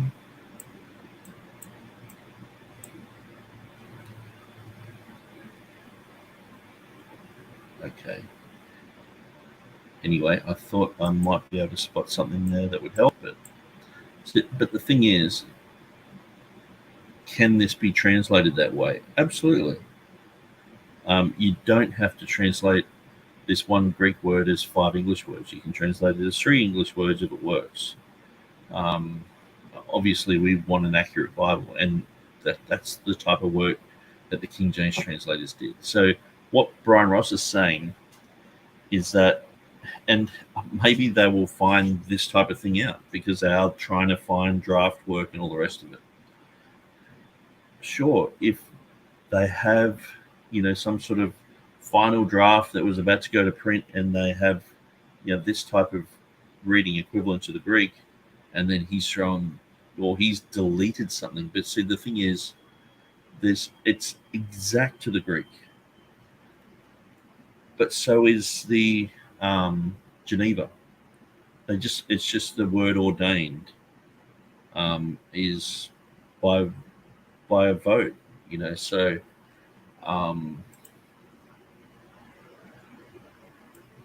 so the by-election. Okay, so I think you can see where I'm going with that. So that's 3 of the examples. Okay, so let's just continue. It's a little bit fuzzy. I don't claim to necessarily track with everything Hill is saying on this, other than it's clear is he making the accusation that it reads the way it does because the bishops wanted it to read that way. They felt it strengthened the Anglican position against the Puritans to have the text read in that fashion. And I believe... So you notice Hill is like Puritan. He's against the whole concept of anything to do with the Church of England. And so he has a massive bias. Turn to Acts 14. Mike, have you found the verse they're talking about? Acts 14:23 is the verse that Hill is talking about. Okay? It says, and when they had ordained them elders in every church and had prayed with fasting, they commanded them to the Lord whom they believed. Now, I don't have this in the notes, so I'm going to take a risk, and I want to check this verse using some tools. Okay, so what is the reference here? Acts what? Acts 14:23. Search. Okay, so let's start with Tyndall.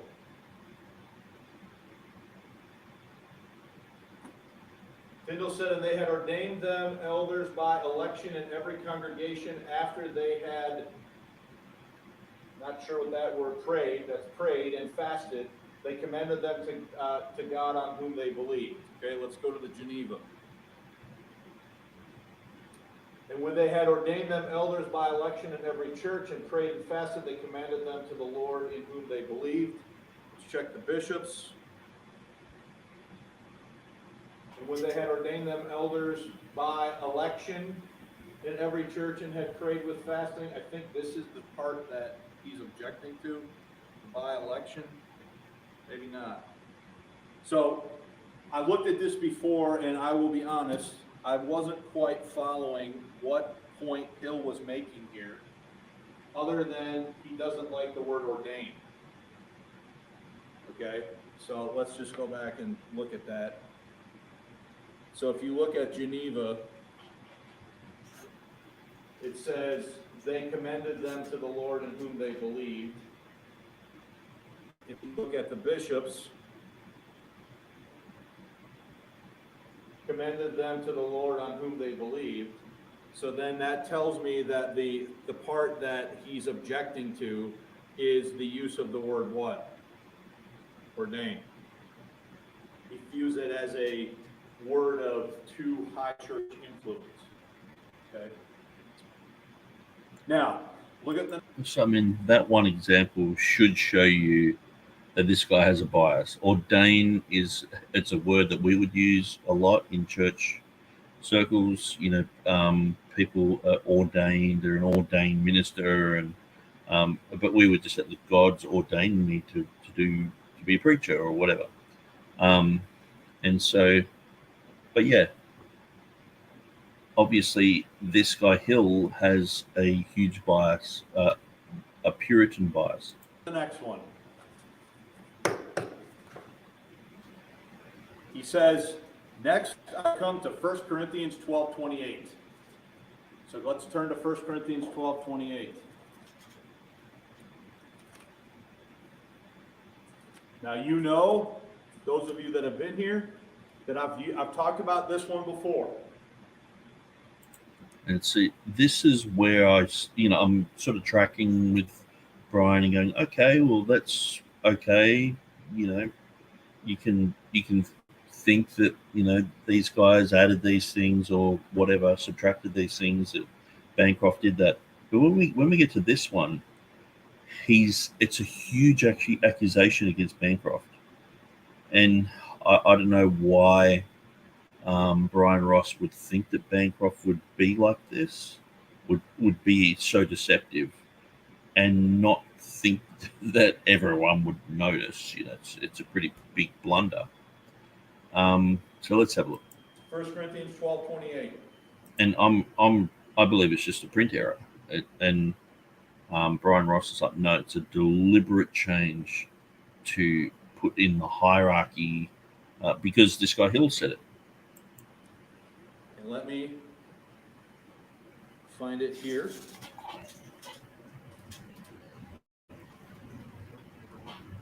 Bear with me for 1 second. Okay, so just while he's doing that,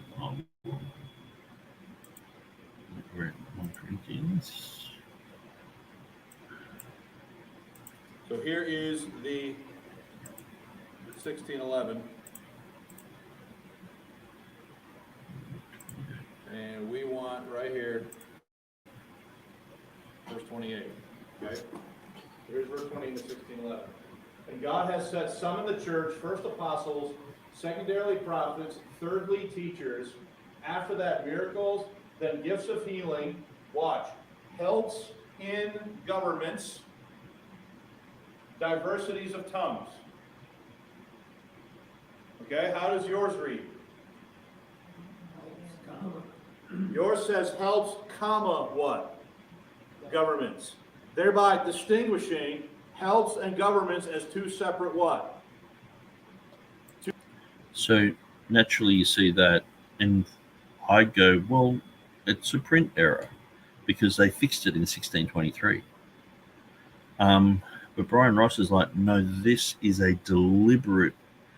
Bancroft, the main guy, was, going against the Greek, going not only against the Greek, but going against the Latin, going against everything, and doing a full dynamic equivalent, and totally destroying the reading. And he's just done this over and above 60 of the world's greatest scholars, and just gone ahead and just done this. And then he died before they could, before it was published. And 13 years later or whatever, 12 years later, they've amended this and they've fixed it. But it was his attempt to, say helps in governments to come against the Puritans. Okay, so I just want you to think about this one, because this was the main one. And when Bryan Ross was just like, I'm in agreement, this guy has done this, I'm like, to me, this is like a huge anecdote that I just can't get my head around why it would be believed so quickly. Two separate gifts, right? The 1611 reads helps in governments, meaning this is modifying this. They're not separate things. Okay? Now remember, we talked about this before in one of the lessons we were looking at manuscript 98. So let's go back to Hill's sermon. He says, next I come to 1 Corinthians 12:28. An abominable violence offered to the original, God hath set in the church apostles, comma, teachers, comma, helps, comma, governments. And you shall find here a great imposture. It may be now altered, appearing so gross, but I have seen it and read in some translations, helps in government. So what is he saying? Is he saying that verse right there is a verse that they altered to make it fit Anglican theology? Okay? Now, we've already talked about this. So here's a guy in a sermon from 1648. Now, by the time you get to 1648, it has already been fixed. This is wrong. It should not read helps in governments. It should read helps, comma, what? Governments. Okay? Let's go look at it. What's the reference on this one? 1 Corinthians 12:28. All right.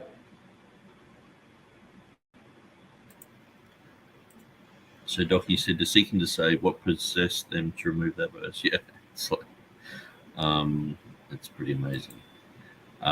Westcott and Hort were very secretive, but their contemporaries saw through them right away.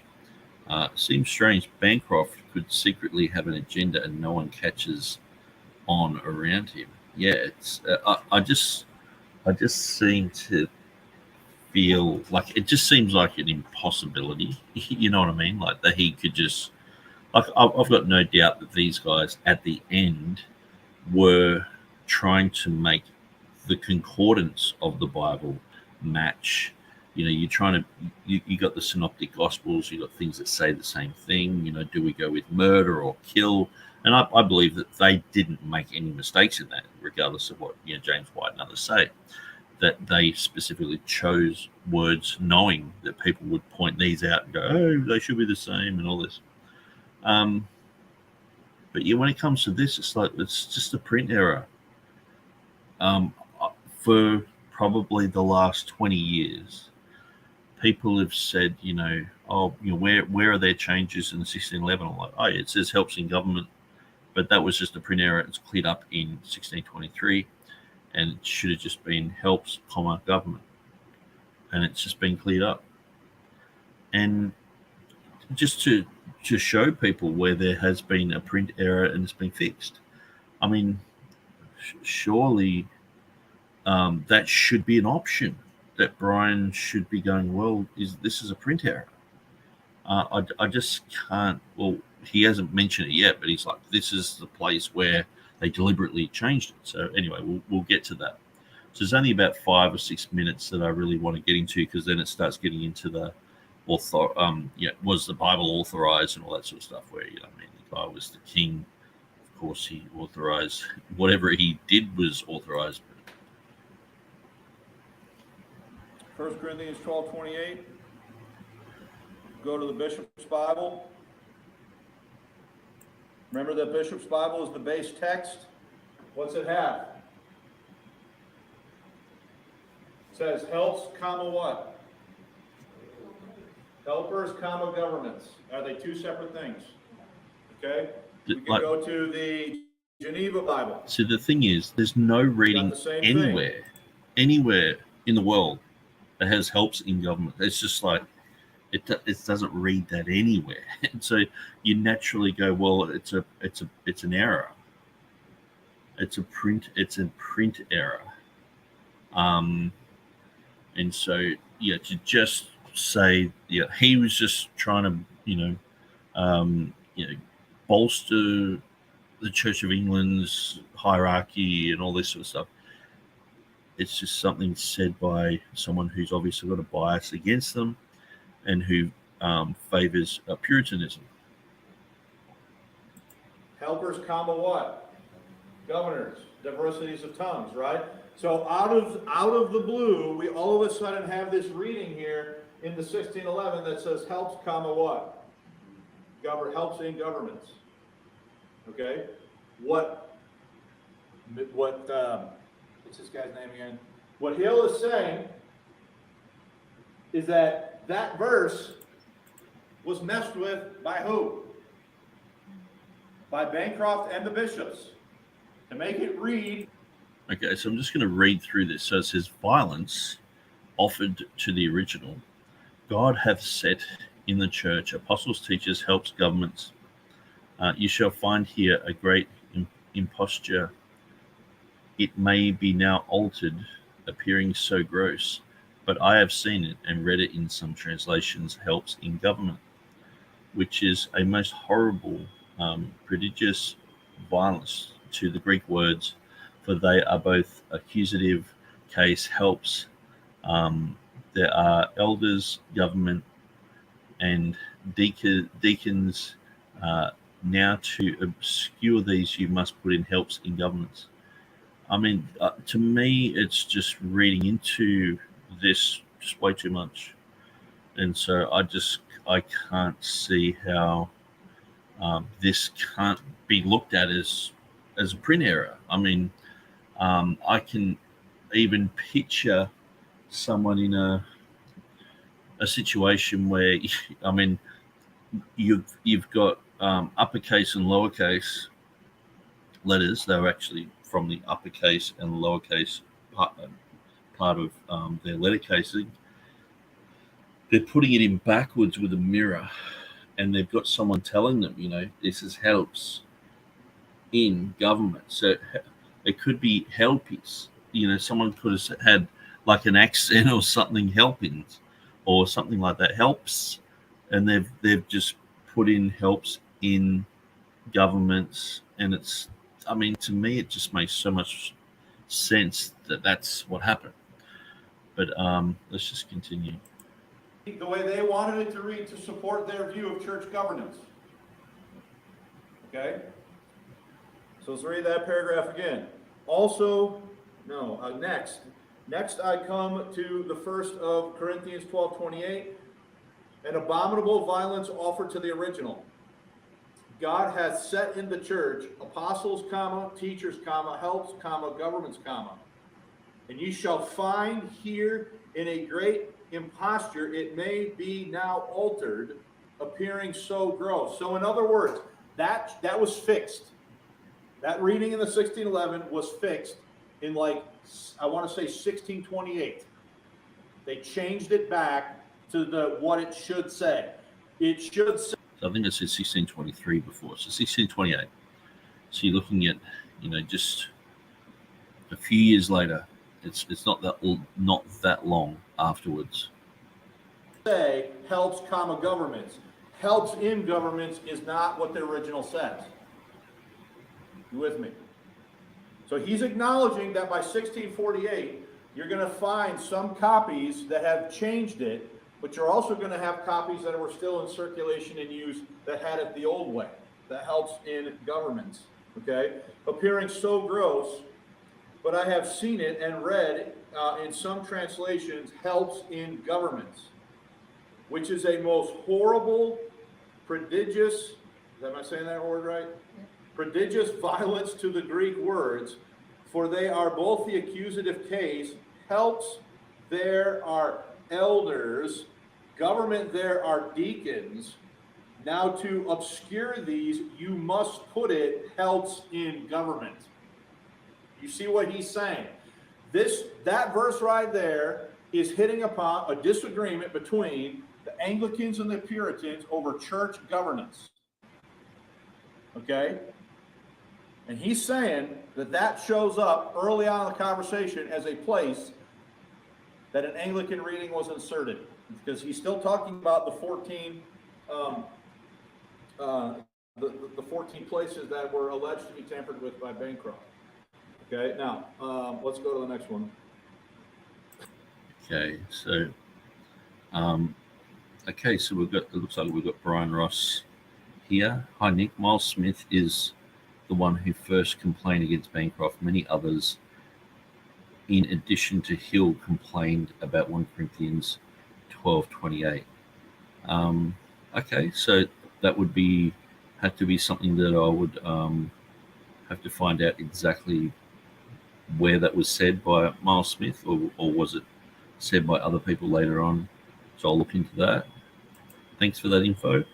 My point in bringing it up was to discuss the historical rumors that Bancroft and other bishops had altered the text in favor of Anglican views of church government.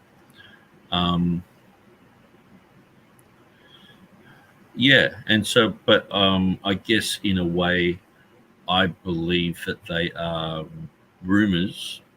I don't think they're concrete, and I think there's other options, such as being a print error, and that was one of the things which you said. It's definitely not a print error. This is something that Bancroft has done, which is huge. It's probably like when you think of people of that type of caliber, like say John Boyce or Lancelot Andrews or Henry Saville, like if one of those guys had just turned around and just inserted something without the favor of other people, or when I went through the first ones that we looked at, we could clearly see that it's just a bias against the King James in favor of the Geneva. So in the grave, in or bishopric, it's in every other edition of the NETR Bible, right back to Wycliffe, except for the Geneva. When we look at hell, it's in every other Bible, but it's the grave in the Geneva Bible. So bishopric, the grave, and then we looked up the other one, which was ordained. And this one here, to me, is just a print error. So I don't think there's much substance behind what Hill is saying. And so, yeah. On the helps and government, these are referring only to the church, not Correct. Not government in what we think of today. Not in political secular government. These are spiritual gifts for the body of Christ in this context in 1 Corinthians 12. What exactly is helps? So, yeah, I don't know. So I've got a really good book. Actually, I gave it to a young guy, but it's the Ministry of Helps, which was pretty cool. It was just sort of like helping, and on the cover it had two people holding up Moses' hands and just helping in general. But yeah, we've got another comment here. So it says, so it's Bryan Ross again. Other of our pro-King James TR colleagues have also questioned about 1 Corinthians 12:28.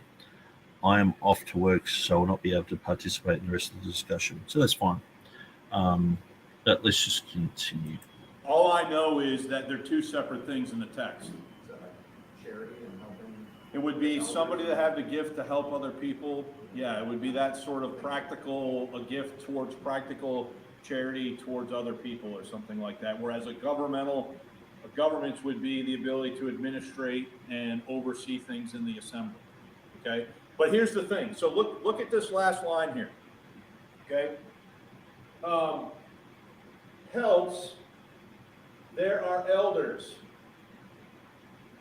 So if you look at the marginal notes in the 1560 Geneva Bible, translated by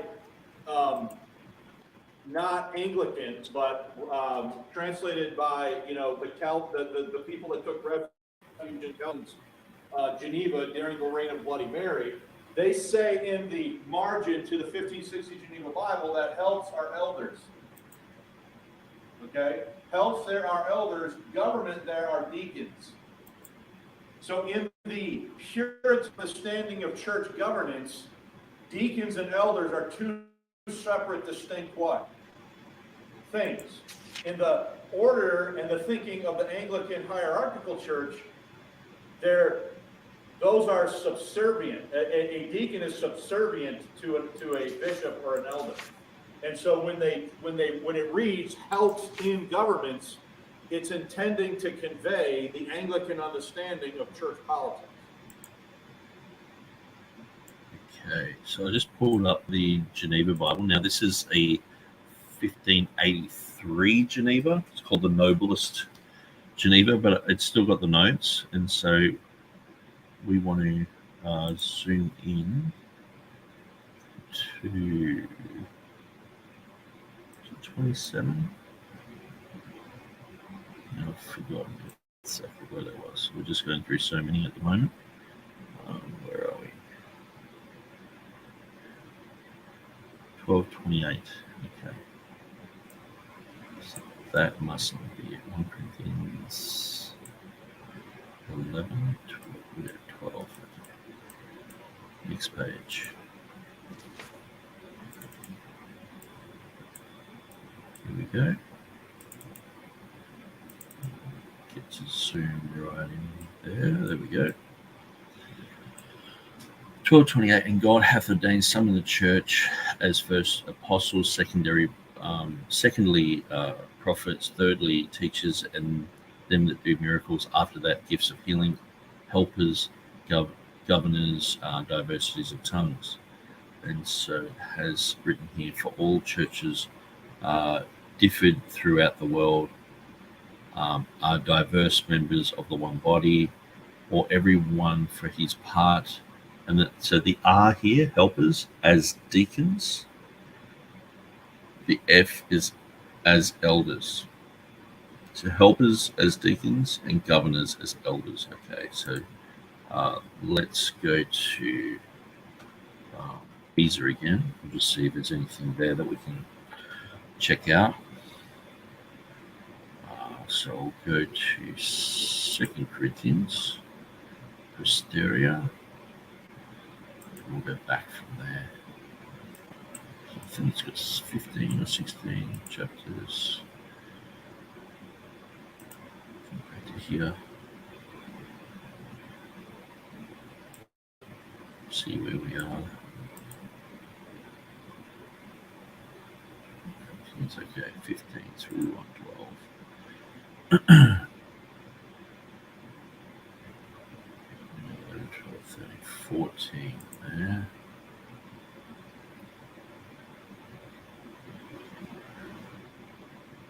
Oops, that didn't work. There we go.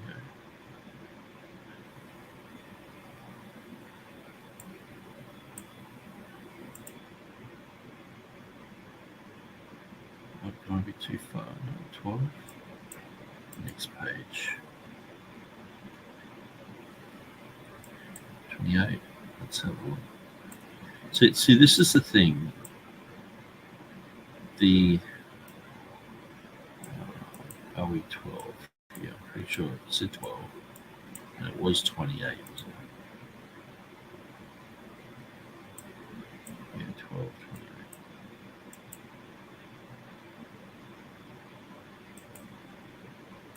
Okay. 28.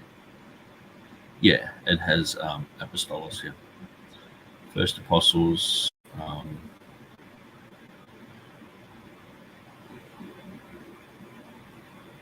Baterio, Pineto. Okay, so I'm just trying to figure out some of these words. 1228. Okay, so we've got diversities of tongues.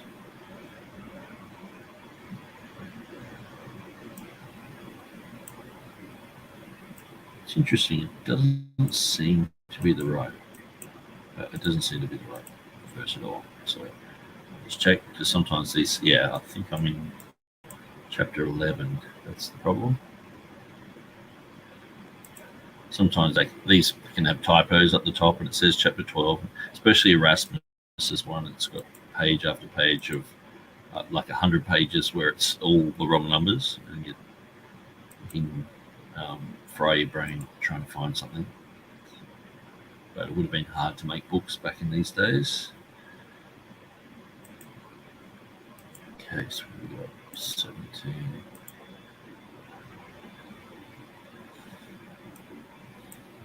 Seven.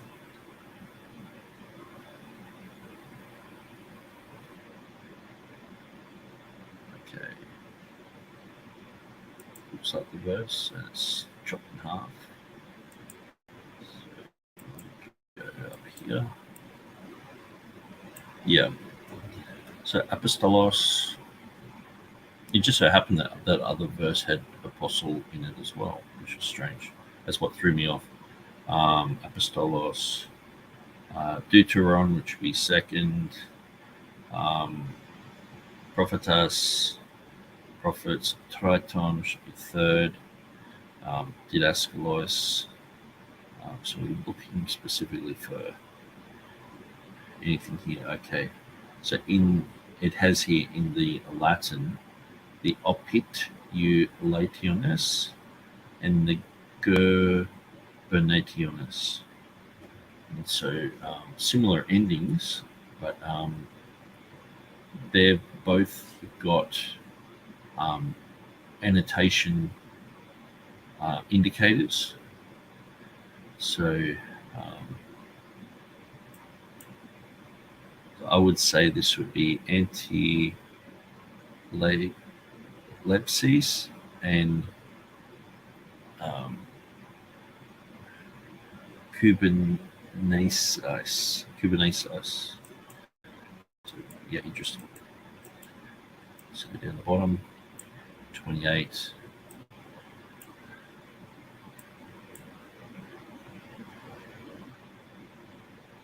So there is something written there about that. It's hard to make out exactly. So he's talking about presbyterum, so elders, ordinum, ordain, declare it. So yeah, Beezus has got his own notes there about that. So that would be something that I would probably, actually I'm going to do it right now. I have the technology. I will jump onto Google Lens. If you don't have Google Lens, you need to get it, because you can just look at, you can take a photo of any thing in a foreign language and it will translate it for you straight on the fly. Now it's going to be Google Translate, so it mightn't be the best. Okay, so it says, for we are not here dealing with a gift, but with regard to him who functions in this administration, just as we call him a magistrate who is a magistrate. It is to be noted, however, that this administration was divided by the gift of Senatonium Rufus and by government, to which needed I the ordinary ecclesiastical discipline. And then he has someone's long on that. Now that's a Greek word, so they've messed that one up. Thus he calls, I think, the ministrations of deacons and widows, the poor and the sick, the favourland and the destitute, nor to prove the parfum of the Nanziensen.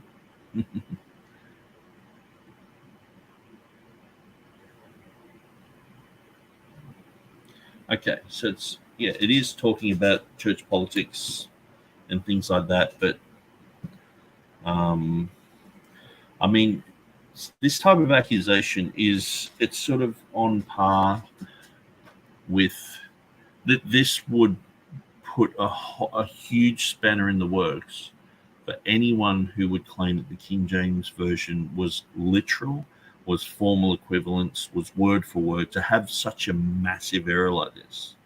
Like, there's no other reading. It's like saying, for God so loved the world that he gave his only begotten Son, that whosoever believes in him shall not perish but have in eternity eternal life, or something like that. It's like no other Bible reads like that. There's no Greek that backs that up. There's just, every alarm bell is going off.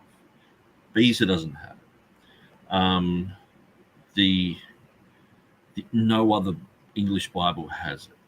To just think that you could just do the gall to do this would mean that he would be going against his own conscience and Revelation chapter 22, because he'd know better.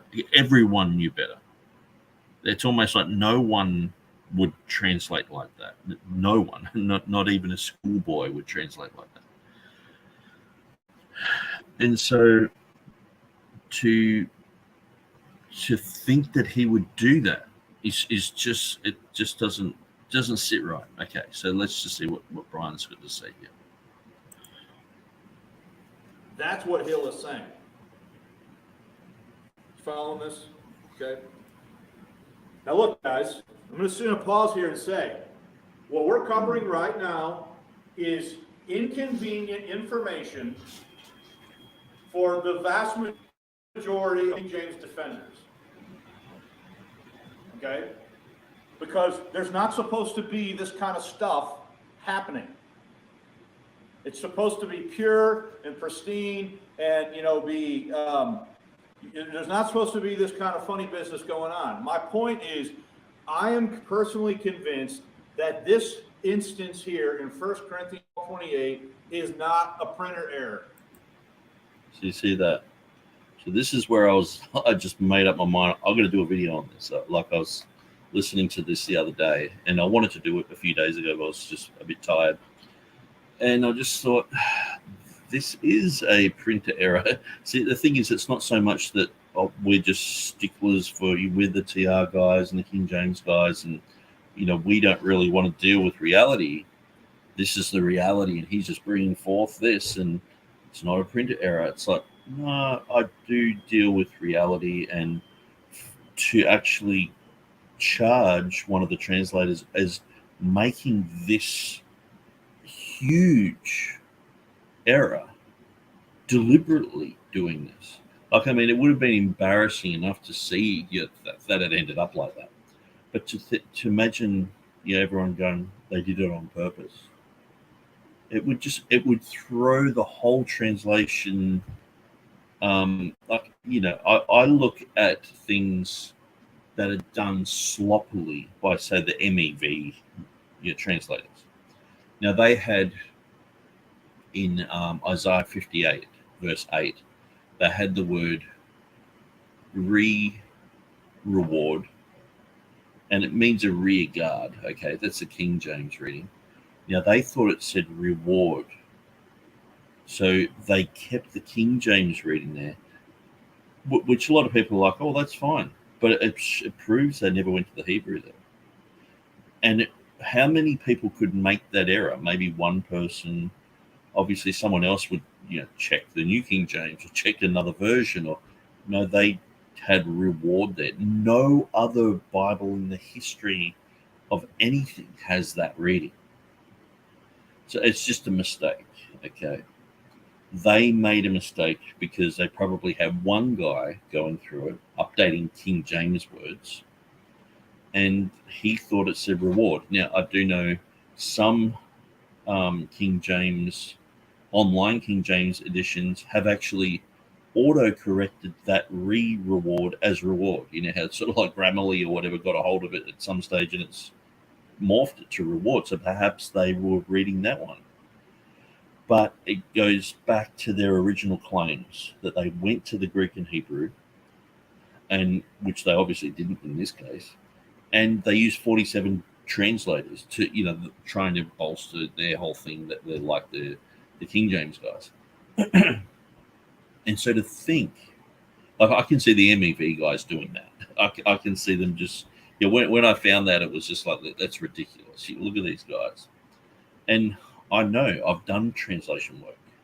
I know that you can make these silly errors if you don't do your homework.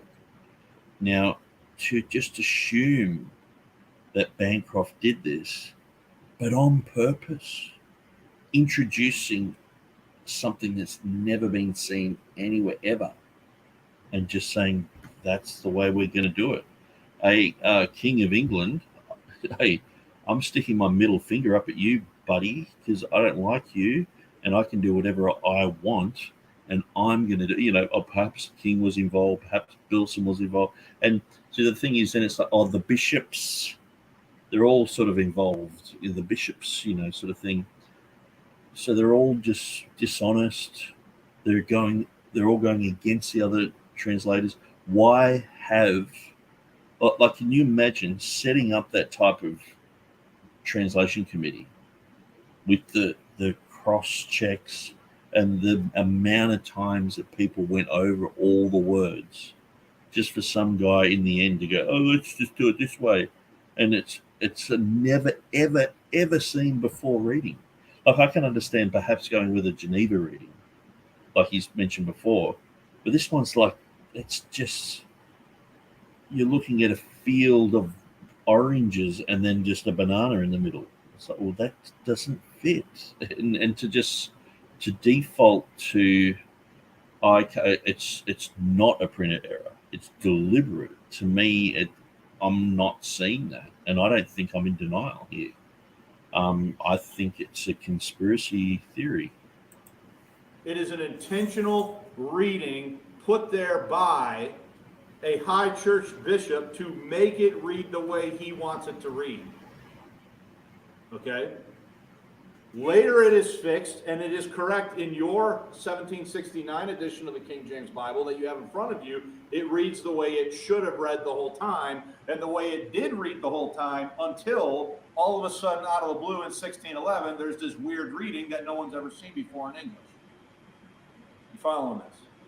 And then we have sermons by guys identifying this verse in the list of the 14 changes that were made by who? Bancroft. Okay? So there's a lot of history here that you're going to have to deal with on some inconvenient points.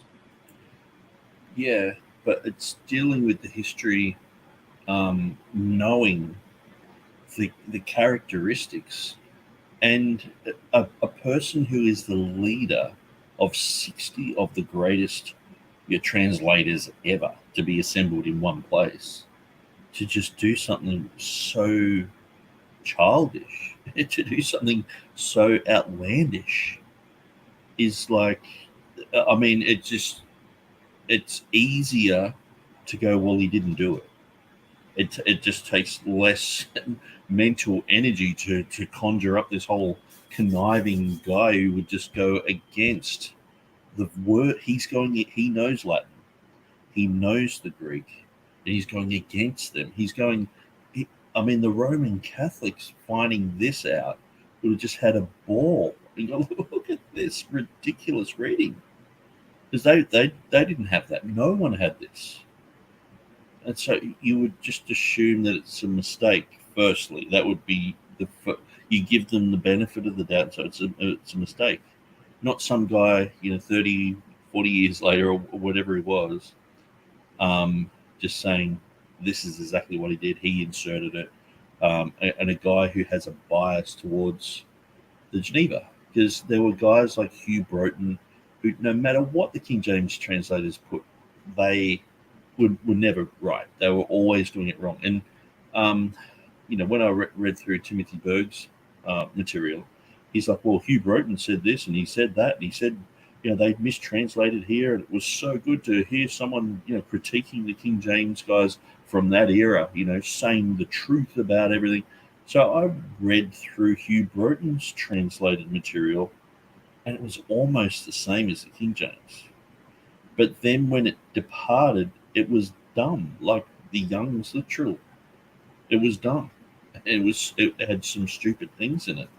So it was sort of like exactly the same, but where it departed, it was dumb. And it was like, and I've done an English King James edition. I'm not saying I'm like, it has to be thee, thou, thy, all that sort of stuff. I'm reading through it, just going, that's weird. That's unreadable. And there was a reason why he wasn't permitted to be on the translation committee, and he just had a hostility towards the King James, towards their translators. And I think that this Hill guy has a similar type of thing, and just favors the Geneva Bible readings. So let's just continue. And I don't mean necessarily you folks here immediately in the class, but people that are going to be listening to this. Because what I'm saying right now is like sacrilege for some folks. Okay? It's not so much that it's sacrilege, it just goes against, it's like saying Einstein just said 1 + 1 = 3. It doesn't fit. It doesn't fit with the character of these people, the times in which they lived in, the strict rules laid down that Bancroft himself had worked on with the king, the critique of all the scholarship that were underneath Bancroft, the critique of all the church and all the laity and everyone in England looking at this, going, they're specifically putting in marginal notes showing you where the bishops or the Geneva, depart, and have, say in Matthew chapter 1, verse 11, some say Jacob. They're putting those things in there to let people know, okay, well, in the Stephanus, it was a marginal note, and that sort of crept into the reading in the Geneva, and it crept into the bishops. But we've just put it as a marginal note. We don't want this extra person in our genealogy here. let's let people know that if they've got a Bishop's Bible and they're reading it, or a Geneva, they can easily go, oh, well, the King James guys knew about that and they fixed it up. So they're going to that minute detail. But then you're telling me that they just committed an abortion and have helps in government. Like to me, when I first ever heard helps in government, I'm like, oh, print error. And it's just never even crossed my mind that this would be, a conniving guy just squeezing this never ever seen before. Like, can you imagine the leader? Like, this is like, the main guy of the ESV or something like that. The main guy of the NIV. The main guy of, pick a translation, Geneva Bible, the main guy of any translation, just throwing in something into the Bible that he knows has never been seen before anywhere, just because his church denomination, he wants to, bolster his church denomination. I mean, this just it just doesn't sit. It just doesn't make any sense. I can't see it. I think Bryan Ross is completely wrong here, and I had to say it. But what I'm saying is, we got to have a view that is accurate. Did it eventually get fixed? Yes. All right, this is the last part here. I had it related since the delivery of this plain sermon by one who most confidently affirmed it, that the learned man to whom it belonged to translate the first book of Samuel, having rendered that with Samuel from God concerning Saul, 1 Samuel 8:11, this shall be the manner of the king that shall reign over you. He will take your sons, etc. He was sent for to Lambeth, and there persuaded to make the words, will take your sons, shall take, which he conscientiously refused, well knowing it was not spoken by Samuel to Saul by way of direction for duty what he should do, but prophetically and eventually what he would do. So what he's saying there is, somebody went to Lambeth and said that you need to alter this what? This reading. Okay, that's what Hill is saying in this sermon from 1648. Okay, now, so let's be clear. Do we have now a sermon from a guy from 1648 who identifies the rumor that 14 changes were made by Bancroft and other bishops, tells you, names Bilson by name in one of the examples, and gives you about half a dozen examples of the 14 places? Okay, so let's look at the next point in the notes, top page 3. Let me find it.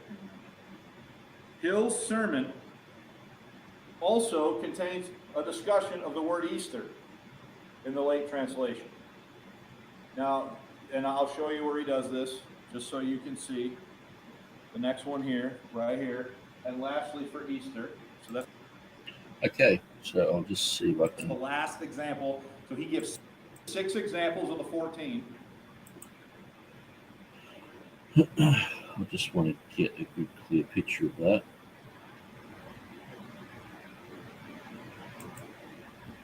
It's a discussion of the word Easter in the late translation. Now, and I'll show you where he does this, just so you can see. The next one here, right here. Okay. And then lastly for Easter, this was another place that was altered, as you have heard, to keep up that holy time of Easter, as they would think it. For herein was the innocency, I guess, though unhappiness to us, of the primitive worthies and other Christians. These had fair intentions in bringing in many things they thought to win upon the heathen, and therefore would not wholly annul, but change things. changed some of their great feasts into Christmas time. Okay, so I'll just see if I can go a little bit further. And lastly, and the Passover into Easter. Okay, so all they have to really do is just read the early church writers who use Pascha for both Easter and Passover, just depends on the context. And I mean, yeah. for Easter. So I can't really read that, but it's but minding their own intentions more than God's word, their rule. Now you see these constitutions of men are degenerated. Now I beseech you, let us not suffer ourselves to be abused when a word Easter is thrust in. But it's like, well, it was in the bishops, it was in everything. So this guy's just not really worth, this Hill guy is just not really worth looking into, let alone believing. So that's the last example. So he gives 6 examples of the 14. Okay. Hill's sermon also contains discussion of the word Easter in the late translation. These comments are nebulous and no specific scripture reference is cited. While Hill's list is helpful for identifying a handful of readings that were influenced by Anglican bishops, he does not name names, and I should probably say comma with the exception, we should add, with the exception of Bilson, because he does mention Bilson specifically. Okay. According to Berg, it is in a 1671 biography of Henry Jesse that the charges of textual tampering ascribed to Bancroft. Finding the notes of Brett, one of the translators, would prove to be a massive find and go a long way towards clearing up the confusion. So remember that Brett, so where is Brett coming in? Okay, so go back to the first page.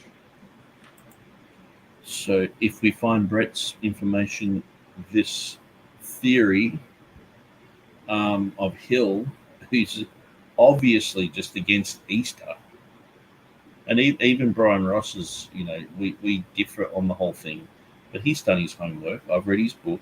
I've listened to all his sermons on it, and I've gone through all of his lessons where he talks about Easter and all of the notes that he had on there, just to see if there was anything that I could learn from. It was most of the same stuff that I had, and KJV today.net and Will Kinney. It was mostly sort of all that sort of stuff. And so Bryan Ross would know that what he's saying about Easter here is ridiculous, and it's biased, and it's coming from a radical Puritan influence. And so that's, to me, that's just a nail in the coffin. The notes, and recall the document that is in, where's the document at again? Lambeth Palace manuscript. So I'm halfway down the page where it says Dr. B.F. Westcott. Okay, the document is the Gibson Papers, Volume 5, Number 4, where we have the statement that Dr. Brett reporting the bishops having altered many places in the translation, many places that the translators had agreed upon. He made a note of the places. So, if we could find that document, would that be a huge find? Yeah. So, let's go back to page 3. Suffice it to say that from very early in the printed history, while many of the translators were still alive, complaints had arisen among the translators themselves that bishops of the Anglican Church, up to and including Archbishop Richard Bancroft, had altered the text without the consent of the other translators. For the time being, this must remain one of the unsolved mysteries related to the publication of the King James Bible. In this lesson, we want to consider the following points regarding the publication of the King James Bible. So that was a 40-minute introduction. Okay. We want to look at the question of authorization and confronting the copyright myth. So before we do that, does anybody have any questions about what we just covered? Now let me tell you something. It would have been extremely easy for me to just skip this. It would be much more neat and tidy You would have never known that I skipped it unless you're reading the papers of Gibson from 1650, which I doubt most of you are. You would have never known, and we could have just moved on. I don't want to do that because the reality is that things are not as neat and tidy as people want to think they are. And I think the true story is much more interesting anyway than the folk tales that people tell about this stuff. See, this is where, I'm there going, okay, Bryan Ross has just said that the main translator of the King James has just committed a sin against the Bible itself, where it says in Revelation, don't add to or subtract. And he's obviously totally misrepresented those words. He's added the word in, he's taken away the comma. So it doesn't represent the Greek. So he's gone against God, firstly. Then we go to the king. He sat down with the king and he's written down the rules for translation. And I believe that he wrote those rules and the king was involved with those. So this has been violated. He's violated God. He's violated the king. He's violated the trust of all the other translators. He is violating his own conscience because he knows better. And so to me, it just makes more sense to go, it's a print error. All these things have to be in place. You have to think that at the end of his life, he's about to die and he's doing this. Just like a Joe Biden type of guy, just sort of like, I'm just going to put in this reading that no one's ever seen before. I mean, fair enough if he wants to change a word, like the other examples of grave, and you can go, okay, well, yeah, I personally, I can't see it because all the other ones have bishop, have hell, and all the rest of it. But, if you caught me on off guard and I didn't look up all those, I'd go, oh, yeah, that could be synonymous, But this one is like, it's so left field that it just doesn't make any sense to me. Okay. Any questions? Were all those fixed?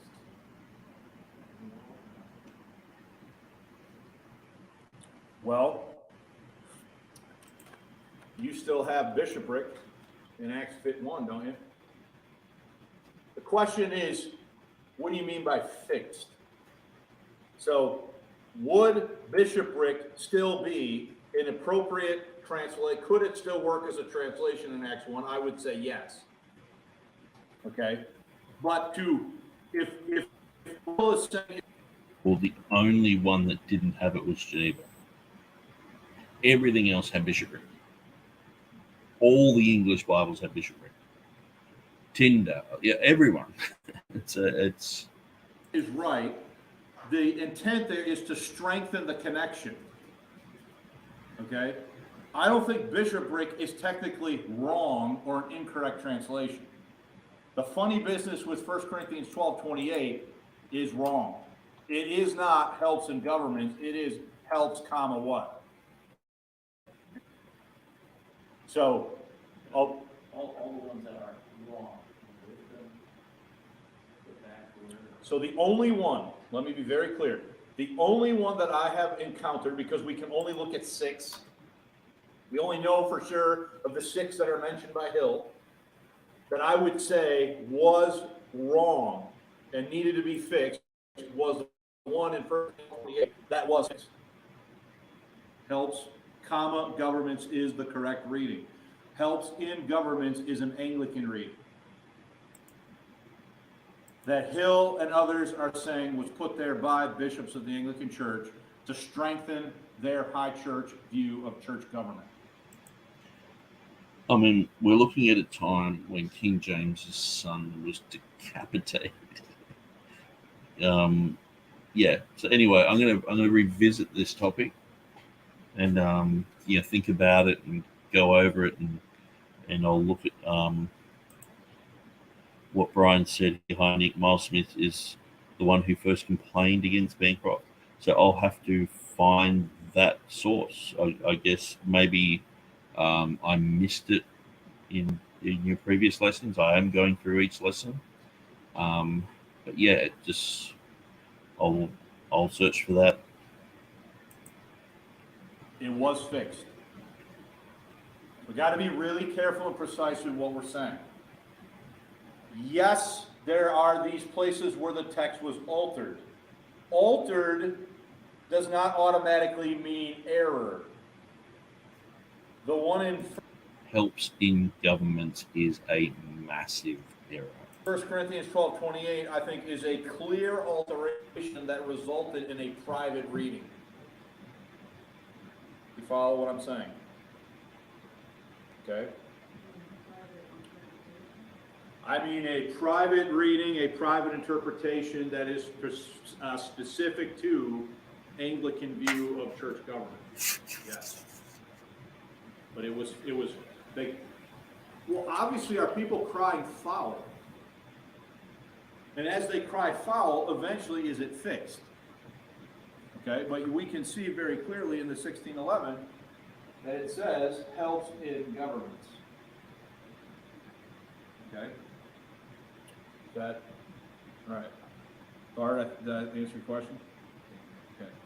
So let's at least try to get this next point.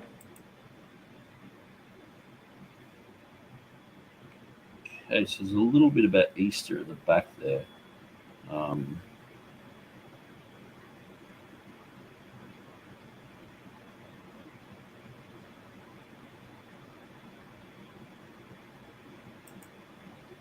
The question of authorization. I'm going to have to move. Okay.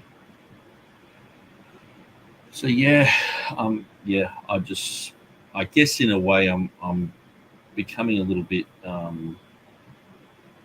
because I'm going through this and I'm very fascinated with all this stuff.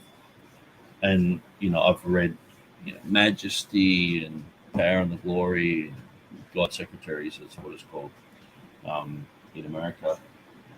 With the Cradle King, tons of online information, all sorts of books about the King James, David Crystal's book, Begotten. I've studied this for like 20 years, and so it's not like I'm just an ignoramus and I've just turned up. And it just seems so out of character. It just seems just completely out of character. And I would just say, I guess in a way, I've become a little bit disappointed with the whole verbatim identicality thing as well. That there's not another option. It's either they're reading the Bible, quoting from a bad Bible, or there's no print. There's print error. There's no room to move to say that they are, they're paraphrasing, or they're like with Jesus, it's a sermon outline.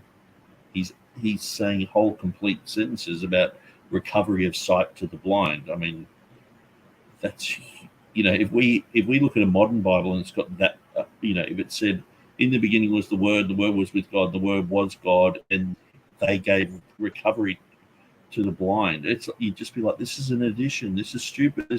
So are we going to think that Jesus used Bibles like that? Because that just, to me, it just opens up a whole can of worms.